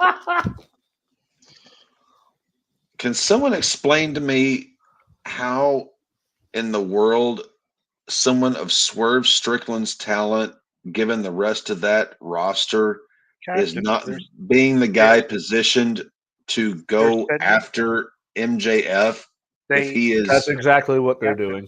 They are doing that. That's what they're doing. Then do it! Okay, so just scrap every other storyline that they have right now, dump them, and just insert Swerve there. Swerve is more likely getting Revolution in February. The level of professional wrestling masturbation when it comes to booking in this promotion fucking kills me. It's not. Why in God's name are you not going to? I'll say this as bluntly as I can. If you don't watch it, you are not going to understand it. Period. You don't watch it. That's as simple as I can. You cannot blame Punk leaving as that reason. Yeah. No, at this point, I'm thinking, okay, I don't have my number one star, but I've got a potential number one star in the making versus my best in the business, MJF. Cap. Why am I not trying to build towards these two? Cap. If World's End is a filler pay-per-view and Revolution is one of your big four, wouldn't you want that match to be on your big four to sell more tickets on your big four? No, I'm not going to have Swerve and MJF at World's End. I'm going to be having... Exactly, but the way you're saying is you would want it now as opposed to 2 months out. Right. Which is what they're building to. No, 2-3 months out, I can work that. But I'm not gonna throw a fucking horseshit bullshit title on him so he can go and work in goddamn Ring of Honor. That's why you don't have Swerve win that. That's what you're missing here. Right. Swerve doesn't need this tournament to get to MJF. Swerve has already proved that he can get to MJF on his own. Yes. And they've built him and they've built Swerve up, right? And told the stories to get him to where he is now. So now you tell the story to get him from where he is currently, right? December 26th to Revolution. And you start telling that story after tomorrow. Well, after the Keith Lee match, which is once Swerve deals with Keith Lee, which he's going to easily, which is probably they're going to delay until Revolution, and then it's going to be goddamn Wembley 8 fucking months from now. We might actually get Swerve and Keith Lee at World's End on the 0 hour. To be honest, yes, because on Saturday, Keith Lee called out someone. Right, didn't mention him by name because the tournament is still going on, and you cannot have interference or anybody ringside for any of these matches. They are decided in the ring, which they've been really good about. Maddie is very familiar with the layout of my kitchen. There has been zero interference in any of these matches. The only one that kind of did, and he did it all by himself, was Jay White. Yes, when he took the chairs out, he threw the chair in the ring. So the referee would have to go in and get it. Then he grabbed another chair and Paul Turner was good in that match. Yeah, that was done well. Like you sly fucker. My favorite tool in my kitchen is my meat cleaver. I very rarely get to use it unless I'm, hacking up a rack of ribs or a brisket, something like that. If I were given the book to this goddamn shit show of a fucking promotion, the amount of fat I would trim off of this, you'd have it at Jesus. A business, and it would be defunct in a year. It would be Smoky Mountain Wrestling. It would be done. Unfortunately, Cap, you would kill a promotion if you had the book, if you looked at it the way you did. Yeah. Well, I disagree. Booking matches, that's one thing. But booking the entirety of the talent and everything, I don't know about that. I'm not making my fan base wait 8 months for a match that should happen in 3 to 4, but that I can get a trilogy out of and spend out over the course of 6 months. The fan base didn't necessarily know they wanted Swerve versus MJF until about 3-4 months ago.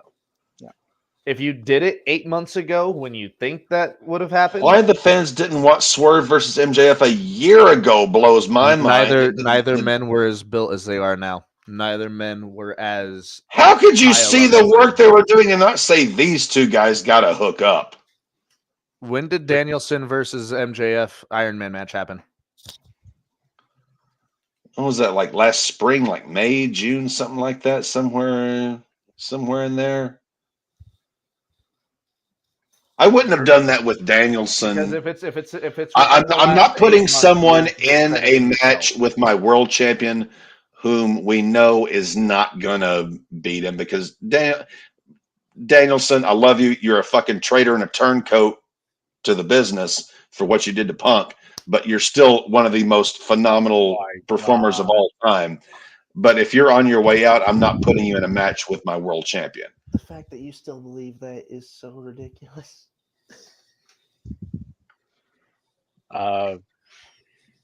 March 5th was the match of this year. Yeah, that was. Yeah, that's about 9 months ago. And that was at the aforementioned Revolution. Yeah, 9 months ago. So you're meaning to tell me that you would have done that instead of the Iron Man match, which you have so highly claimed? Yeah, you would have much rather done Swerve versus MJF when Swerve was just barely getting out of a tag team with Keith Lee. No, I would have delayed it a bit, but I'm not putting Bryan Danielson in a match with my world champion. Put him over as a wrestler? If everyone knows that Danielson is on his way out.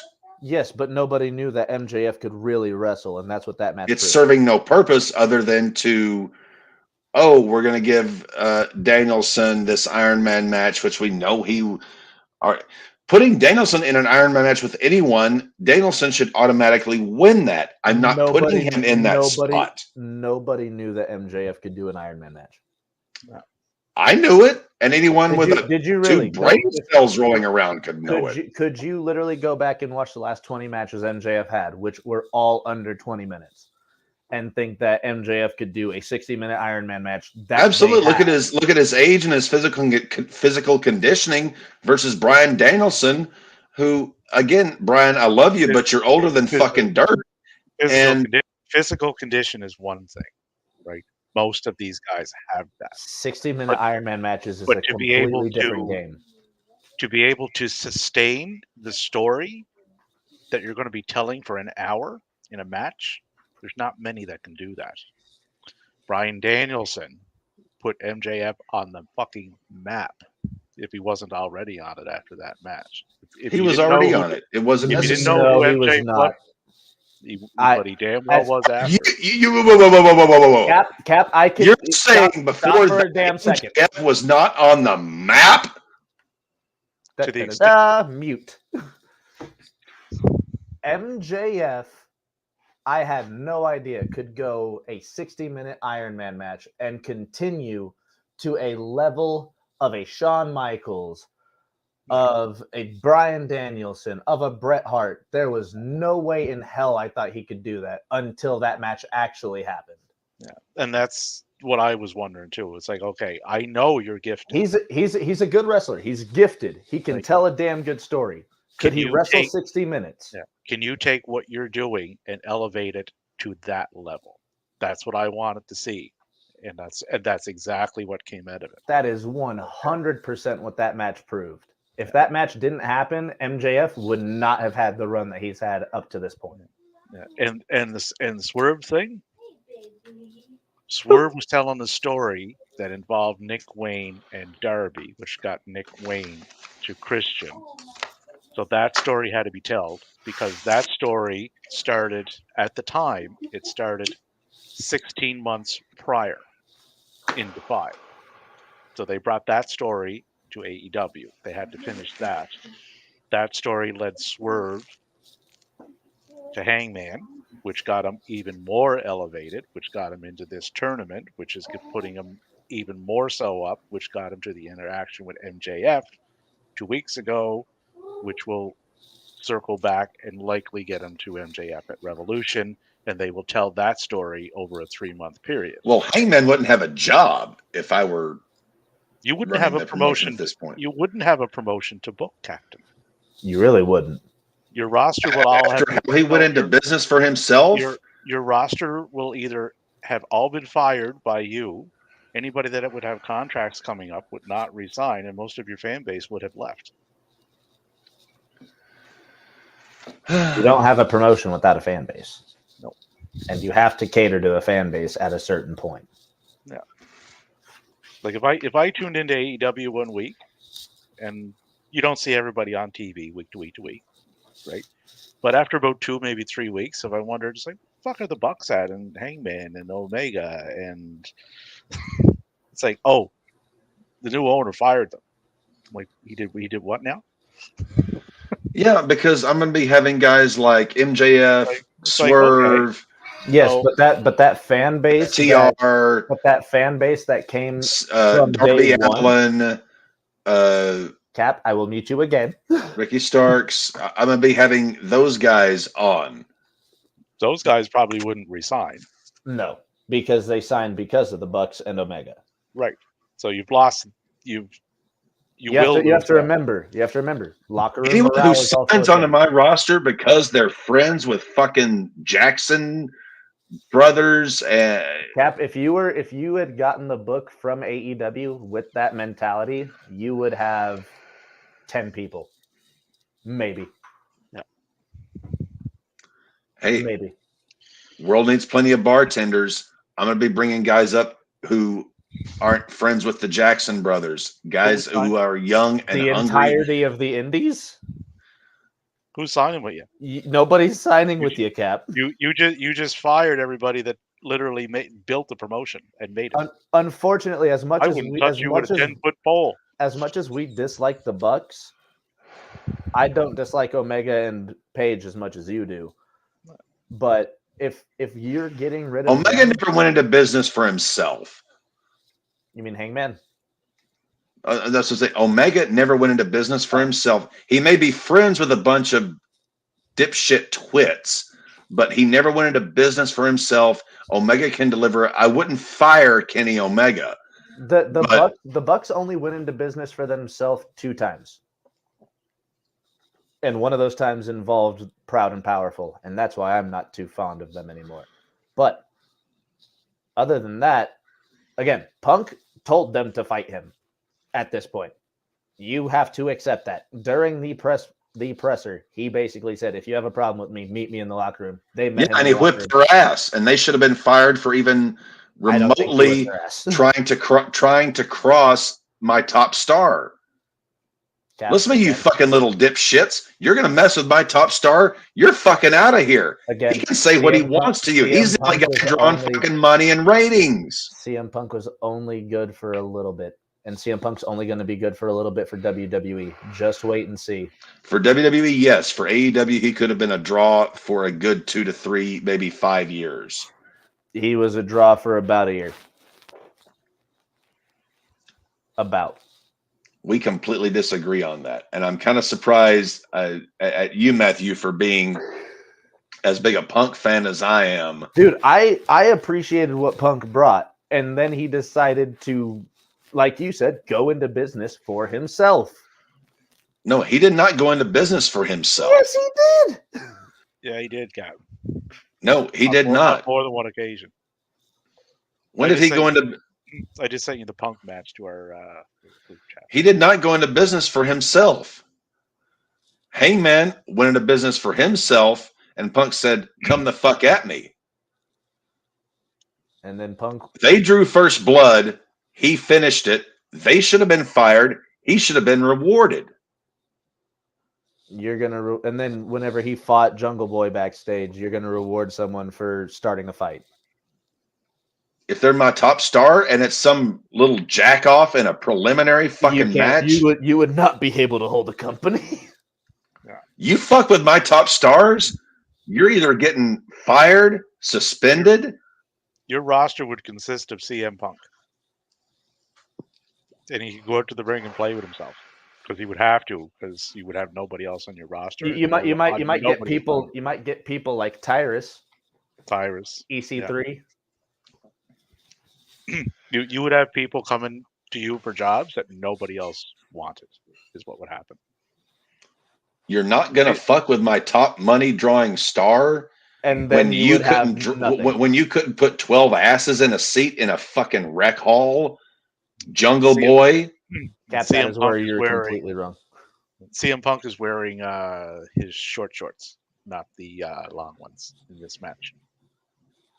Nothing has happened in the match yet, but you're telling me I should favor Jungle Boy over CM Punk? No, I'm saying that CM Punk isn't as good as you think he is. Yes. And he's not as saintly as you think he is either. I never called him a saint. I called him a draw, and I'm calling Jungle Boy a joke. I like Jack Perry. I liked Hangman. Jungle Boy's not even part of this I saw from them early on. It's all Punk at this point. But those guys prove that they don't know jack shit from apple butter. Punk is the biggest carny in all of pro wrestling right now.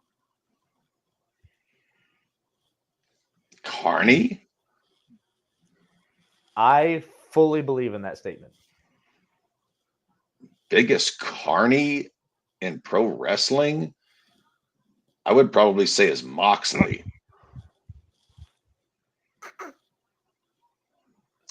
And we have our first... No. I'm still waiting for them to actually do anything in this match. Done nothing so far. No. Grandstanding for the crowd so far. We have incredible disagreements with each other as to how pro wrestling should be booked. Yes. Very much so, yes. Well, exactly. there's no ill will on this side of the table. I just think I just think will, somehow no ill will. two of my best friends seem to have forgotten that pro wrestling is about drawing money. Oh, you've And got plenty of talent to draw money. Again, I could make Akira Tozawa your top drawing star in WWE by WrestleMania. in 3 months, you're going to make a guy who nobody has any clue exists. Oh, dude, you have not seen the dance then, because that shit's got millions of views already. You want to draw? Give me that guy, and I'll make him a fucking star in 3 months, guaranteed. Oh boy. We're on the And precipice again, of I something don't happening there. think Punk goes 3 months in WWE. I don't know if he makes it to. I don't think he does either, because somehow or another, somebody's going to fuck with him and he's going to say to hell with you. Punk just did an atomic drop and his leg didn't snap. Holy shit! I know. It's craziness. Again, how old is Punk? 41? No, Punk's 40. He was 40, I think he's 43, 44. I don't like the present state of him in WWE. When I got him in AEW, if I got him the return to the United Center, he was 41. But he's a clean 41. He's rested and healthy. I could have gotten 2 to 3 years out of him as my top draw, and then I start to. Punk is 45. Yeah. So last year when you got him, he was 44. No, I'm saying when I got him when he first came back, he was 41. I don't think he was with AEW that fucking long. If he's 45 now. No, that was summer of 2021, so he would have been 41. Maybe 42. It's 2023. That's 2 years ago. No, so he would have been 40. That was summer of 2021. He would have been 41, 42, somewhere in there. I could have gotten two to. I could have got. He's 45 now. It was 2.5 years ago. His first match was against Darby Allin on September 5th, 2021. So he was 42. 43, I believe. 40. Cap, you're not getting 3 years out of him, regardless. I said 2 to 3 years. 2 to 3. I don't even think you would have gotten 2 years out of him healthily, which we didn't. It's because of his injuries that he started acting up and bullshit like that. No, he was working with children. Agree to disagree. Yeah.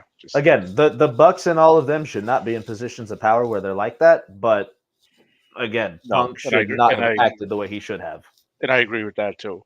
Like, if you're going to be an active wrestler, don't be both. Both sides are fucking wrong. Both sides are wrong as fuck in the situation. But all of them being demoted and shit and just being wrestlers should be one thing. Punk getting fired is a very justifiable thing. Not even a chance. That's more than one incident that he caused. It was incidents that were caused that he responded to. That he started. No. Yes. You're leaving out that last part, Captain. You know who I would like to hear from on this someday? It won't be anytime soon. Samoa Joe. Because he would have seen everything. And how old is Samoa Joe? About the same age. About the same age, probably. And when's the last time he looked worth two drizzling shits in the ring? He's still the most intimidating guy in pro wrestling, I believe. Yeah, but you're not watching, so you don't know.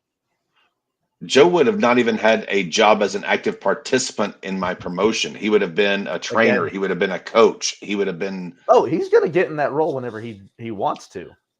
Yeah, should have been years ago. It's gonna be. The guy can't go anymore. He's not Samoa Joe from TNA. He's not Samoa Joe from Impact. Cap, you're not Samoa Joe is a year younger than Punk. It's 44. Yeah, and he's not going to have a job as an active participant in my promotion.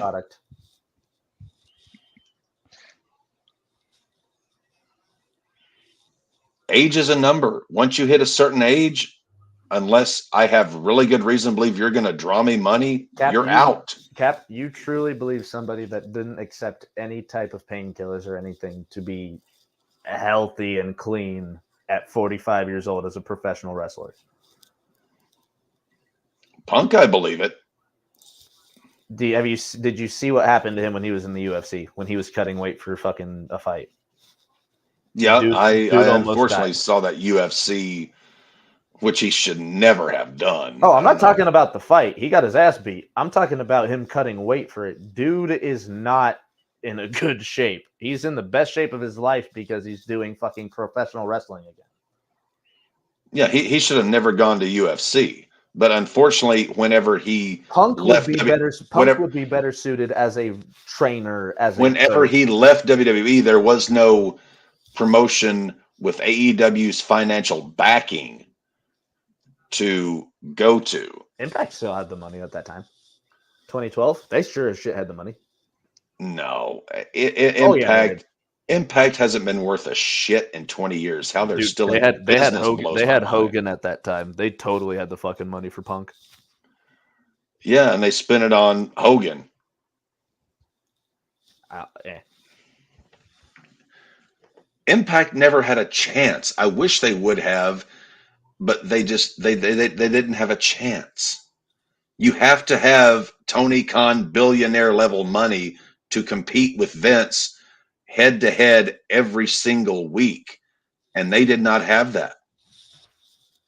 They got an investment from uh, Bob Carter, which was somewhere I think around 30-40 million dollars, which that's nothing to sniff at, but it's still not even remotely close to the kind of money you need to compete with and put out of business Vince McMahon. To take your competition and put them out of business. And they were never going to do that.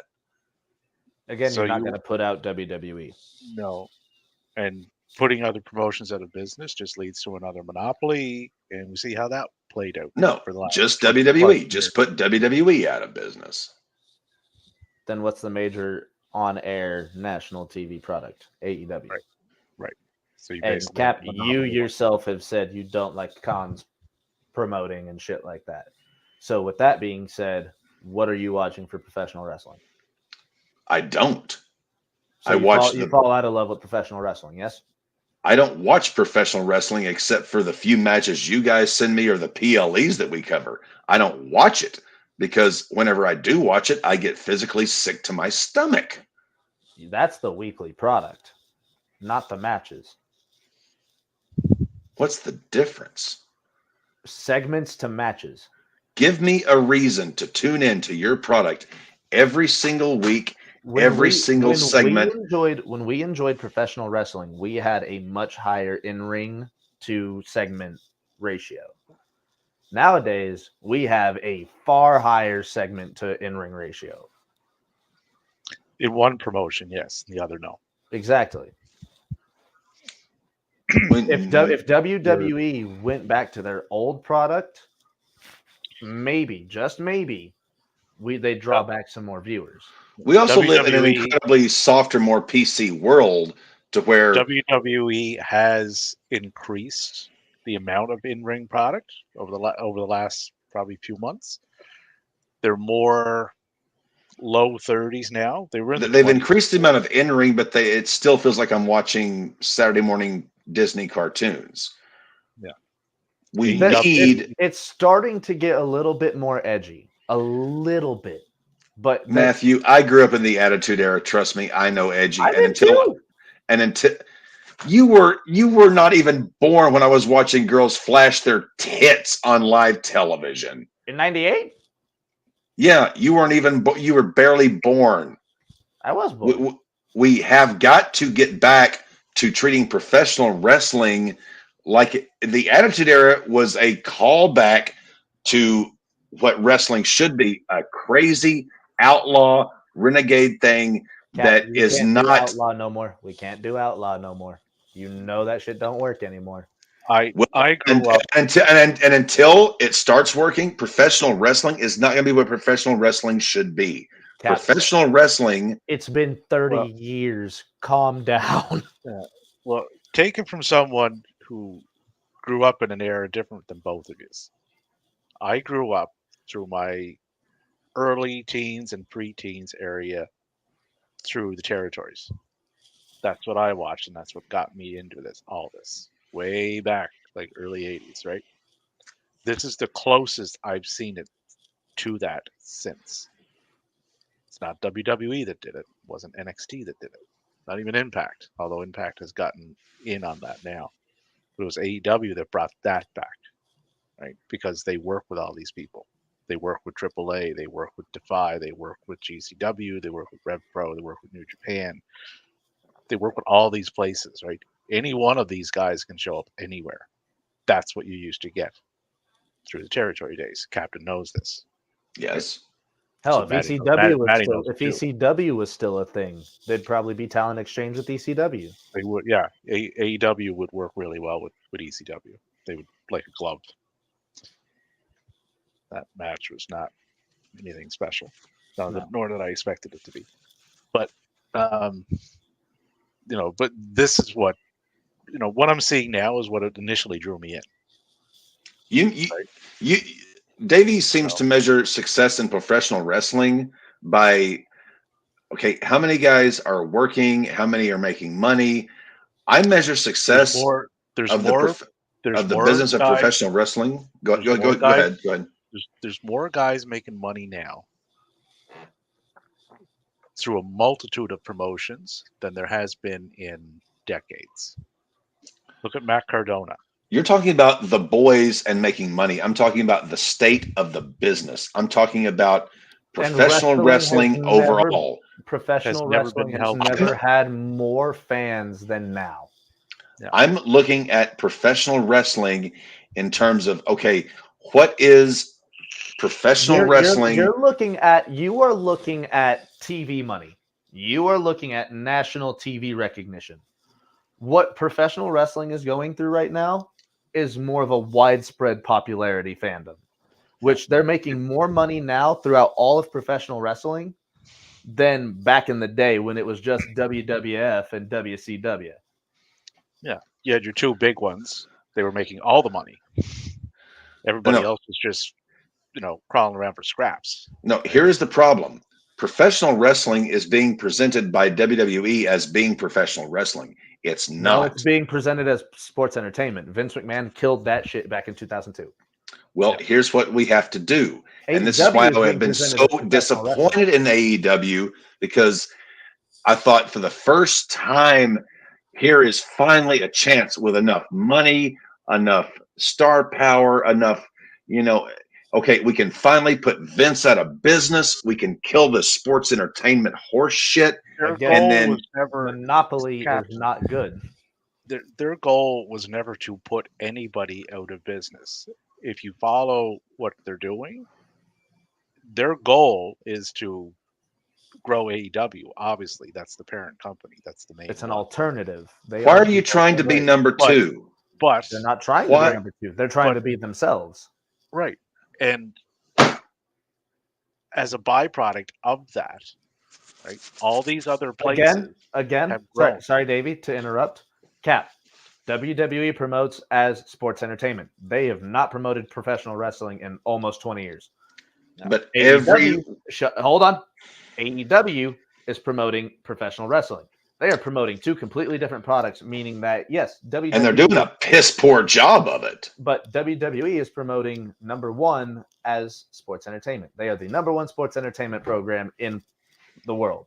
AEW is promoting as professional wrestling, making them the nationwide number one professional wrestling company. Job number one, put Vince out of business. Job number two, bring professional wrestling back. Professional wrestling is back and better than No, it's not. Because WWE has a show on network television. WWE is selling so many tickets, making so much money. Put them out of business. Kill them off. That ain't happening because kids keep being made.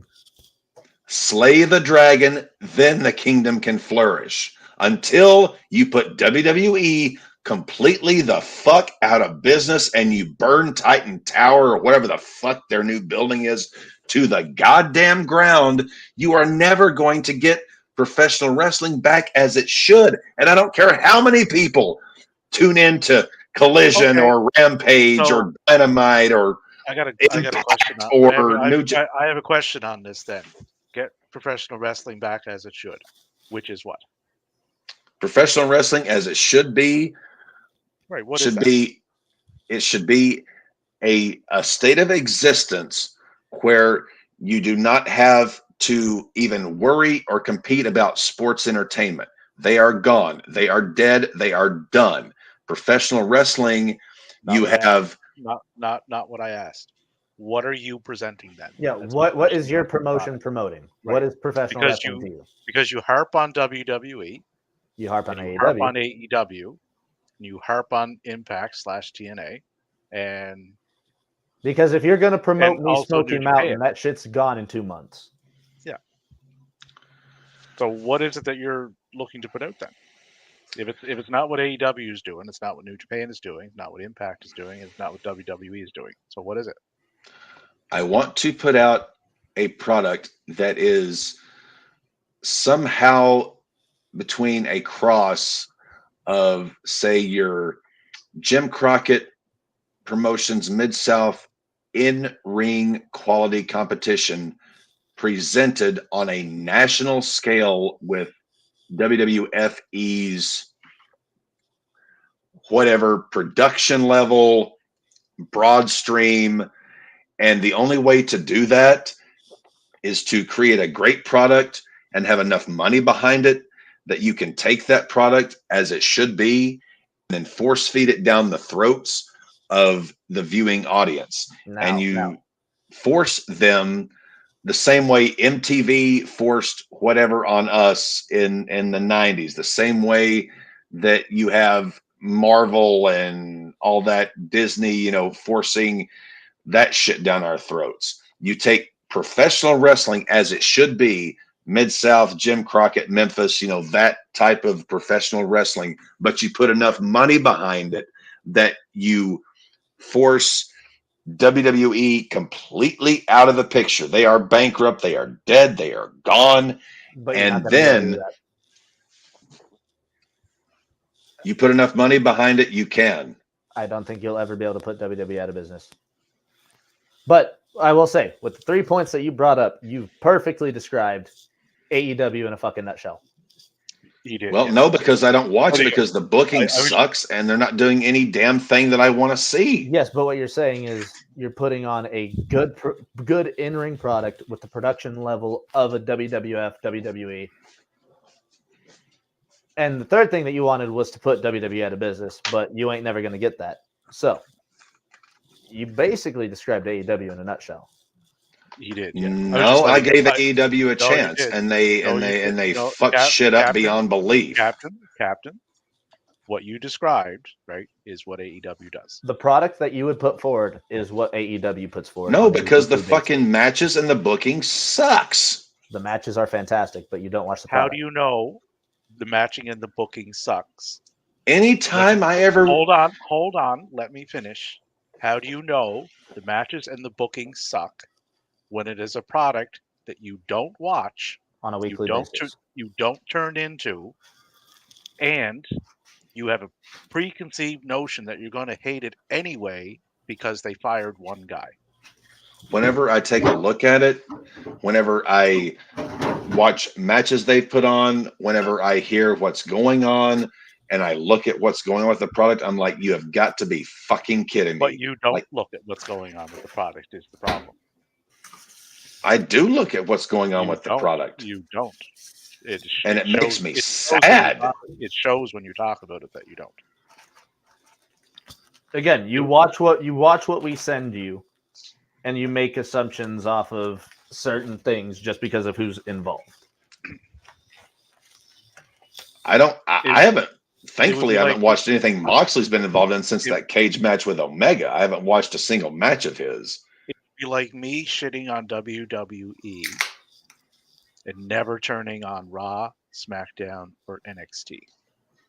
I don't watch Raw, SmackDown, or NXT. Right. But I would have no basis. I would have no information to shit on it because I simply wouldn't know. I would love to have a reason to subscribe to whatever streaming service so that I can watch whatever AEW does. So- I would love it. Give me a reason. To be So- fair, neither of them have a real streaming service anymore. What does AEW do to make me watch all three of their shows every single week? In-ring Bell to product. bell. In-ring product. No. You might not like one or two matches, but if you actually sit down and watch the in-ring product, you might enjoy it. I tried that for about 2 years and I wanted to vomit. So basically, there is no wrestling product that could be put out that you will like. Not at present. The only thing I have seen in the last 5 years that I have even remotely thought, okay, they're doing something right is GCW. And that was strictly based on the presentation, the in-ring action, and this is going off of maybe a half dozen matches that I've seen from GCW involving Nick Wayne, Will Ospreay, a few other handful of guys. I'm like, okay, well, the in-ring is good. They're presenting it right. If you were to put billions of dollars behind what GCW is doing, okay, maybe I could get behind this. But I can't fucking find GCW anywhere. They're not on TV. They're not streaming. They're not on YouTube. Hold on. To be fucking fair, GCW could never get a TV deal with the product they put forward, and that is a fucking circumstance of modern TV.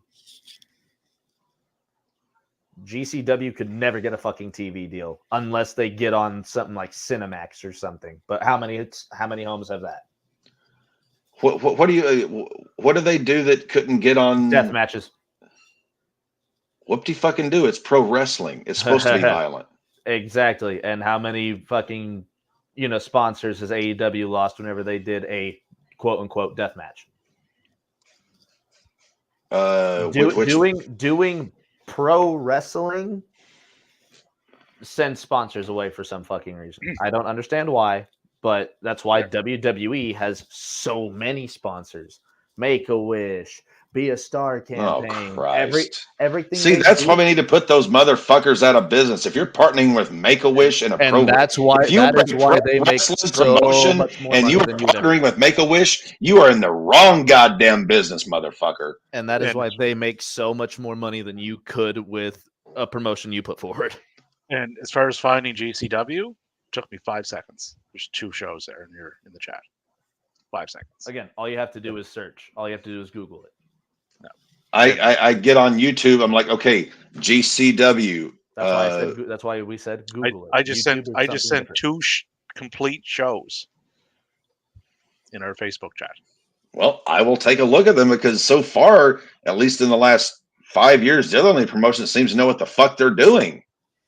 Well, we got to take that and we've got to put the money into it to put these other motherfuckers out of business that don't seem to know what the fuck they're doing. Hey, Davey. Maddie. Send Cap Art of War Games. And then Cap, come back to me after you watch that War Games match. Which War Games?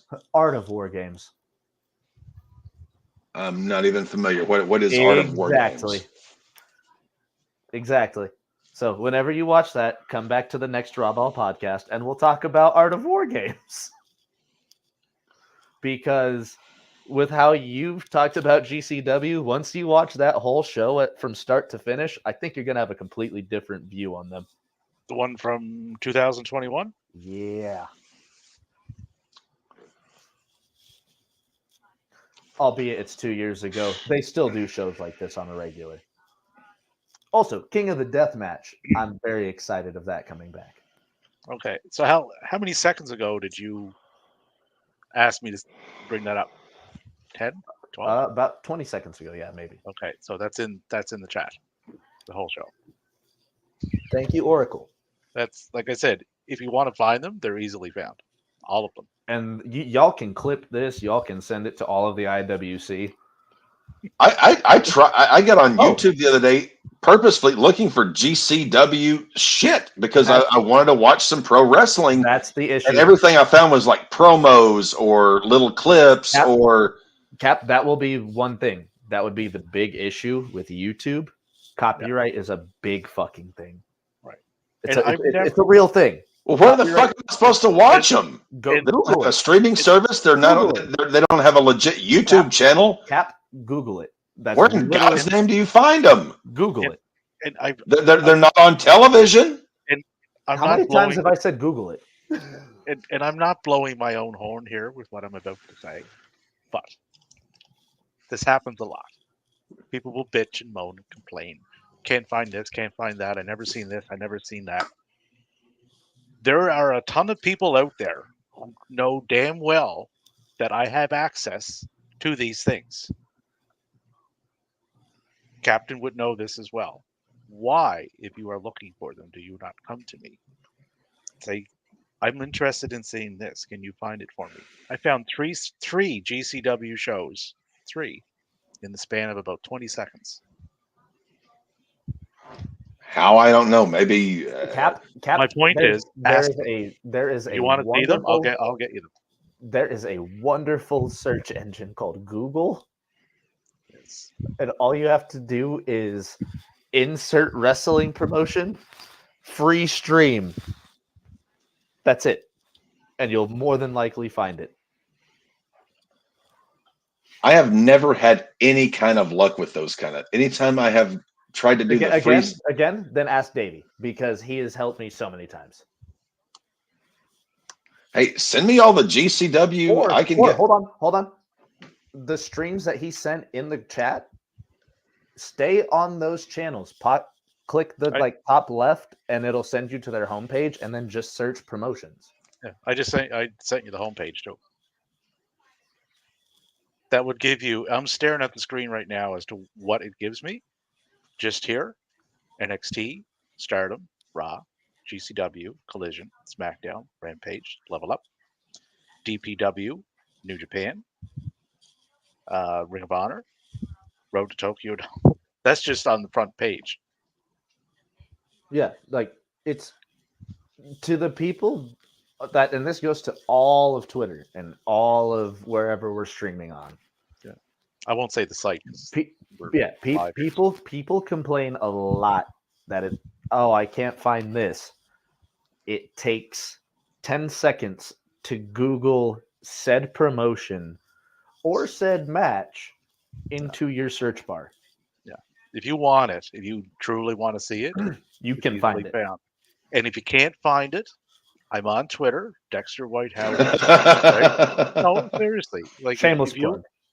No, but I mean, if you can't find something and you are interested in seeing it, right? If you want to expand whatever horizons you currently have, I will get it to you. Right? I'm a DM away. Right? I'm all for that. Like if you want to see things that you haven't seen before or are interested in a certain product or a certain wrestler or a certain show, if I can find it, I'll get it to you. Right? I have no problem doing that. Now I give you fellas my word as a gentleman. I will take a look at what you have sent me, and thank you for sending it to me. I will outright say you're going to hate Art of War games. I don't even have any idea hate that match. What the hell it is? It's a War Games match. You're just not gonna like it. Is there a top on the cage? Nope, I don't think so. I swear, the bastardization of Dusty Rhodes' greatest creation just continues to baffle me.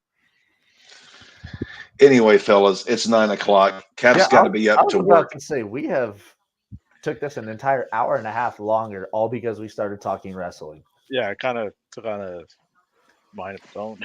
Anywho, all of us plugs. Go through the. I think we already did that about an hour and a half ago. I have no plugs left. I'm going to check out what you sent me and maybe not get angrily scowled at by my partner and hopefully get some dinner down my gullet, take a double shot of NyQuil and get some sleep. Davey, you already ran through all the wrestling shows. You just plugged yourself on Twitter.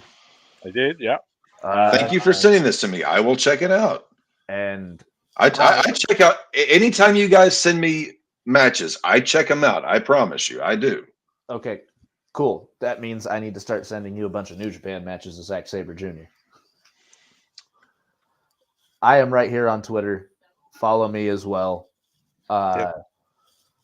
This is the part in the show where I remind all of you to stay safe, stay healthy, stay hydrated, don't get arrested, don't get pulled over in the state of Kansas, and we will see you all. That one's never gonna die. No, it's not, because I got pulled over twice in the span of fucking 10 minutes. Yeah, Thank you Kansas all. sucks.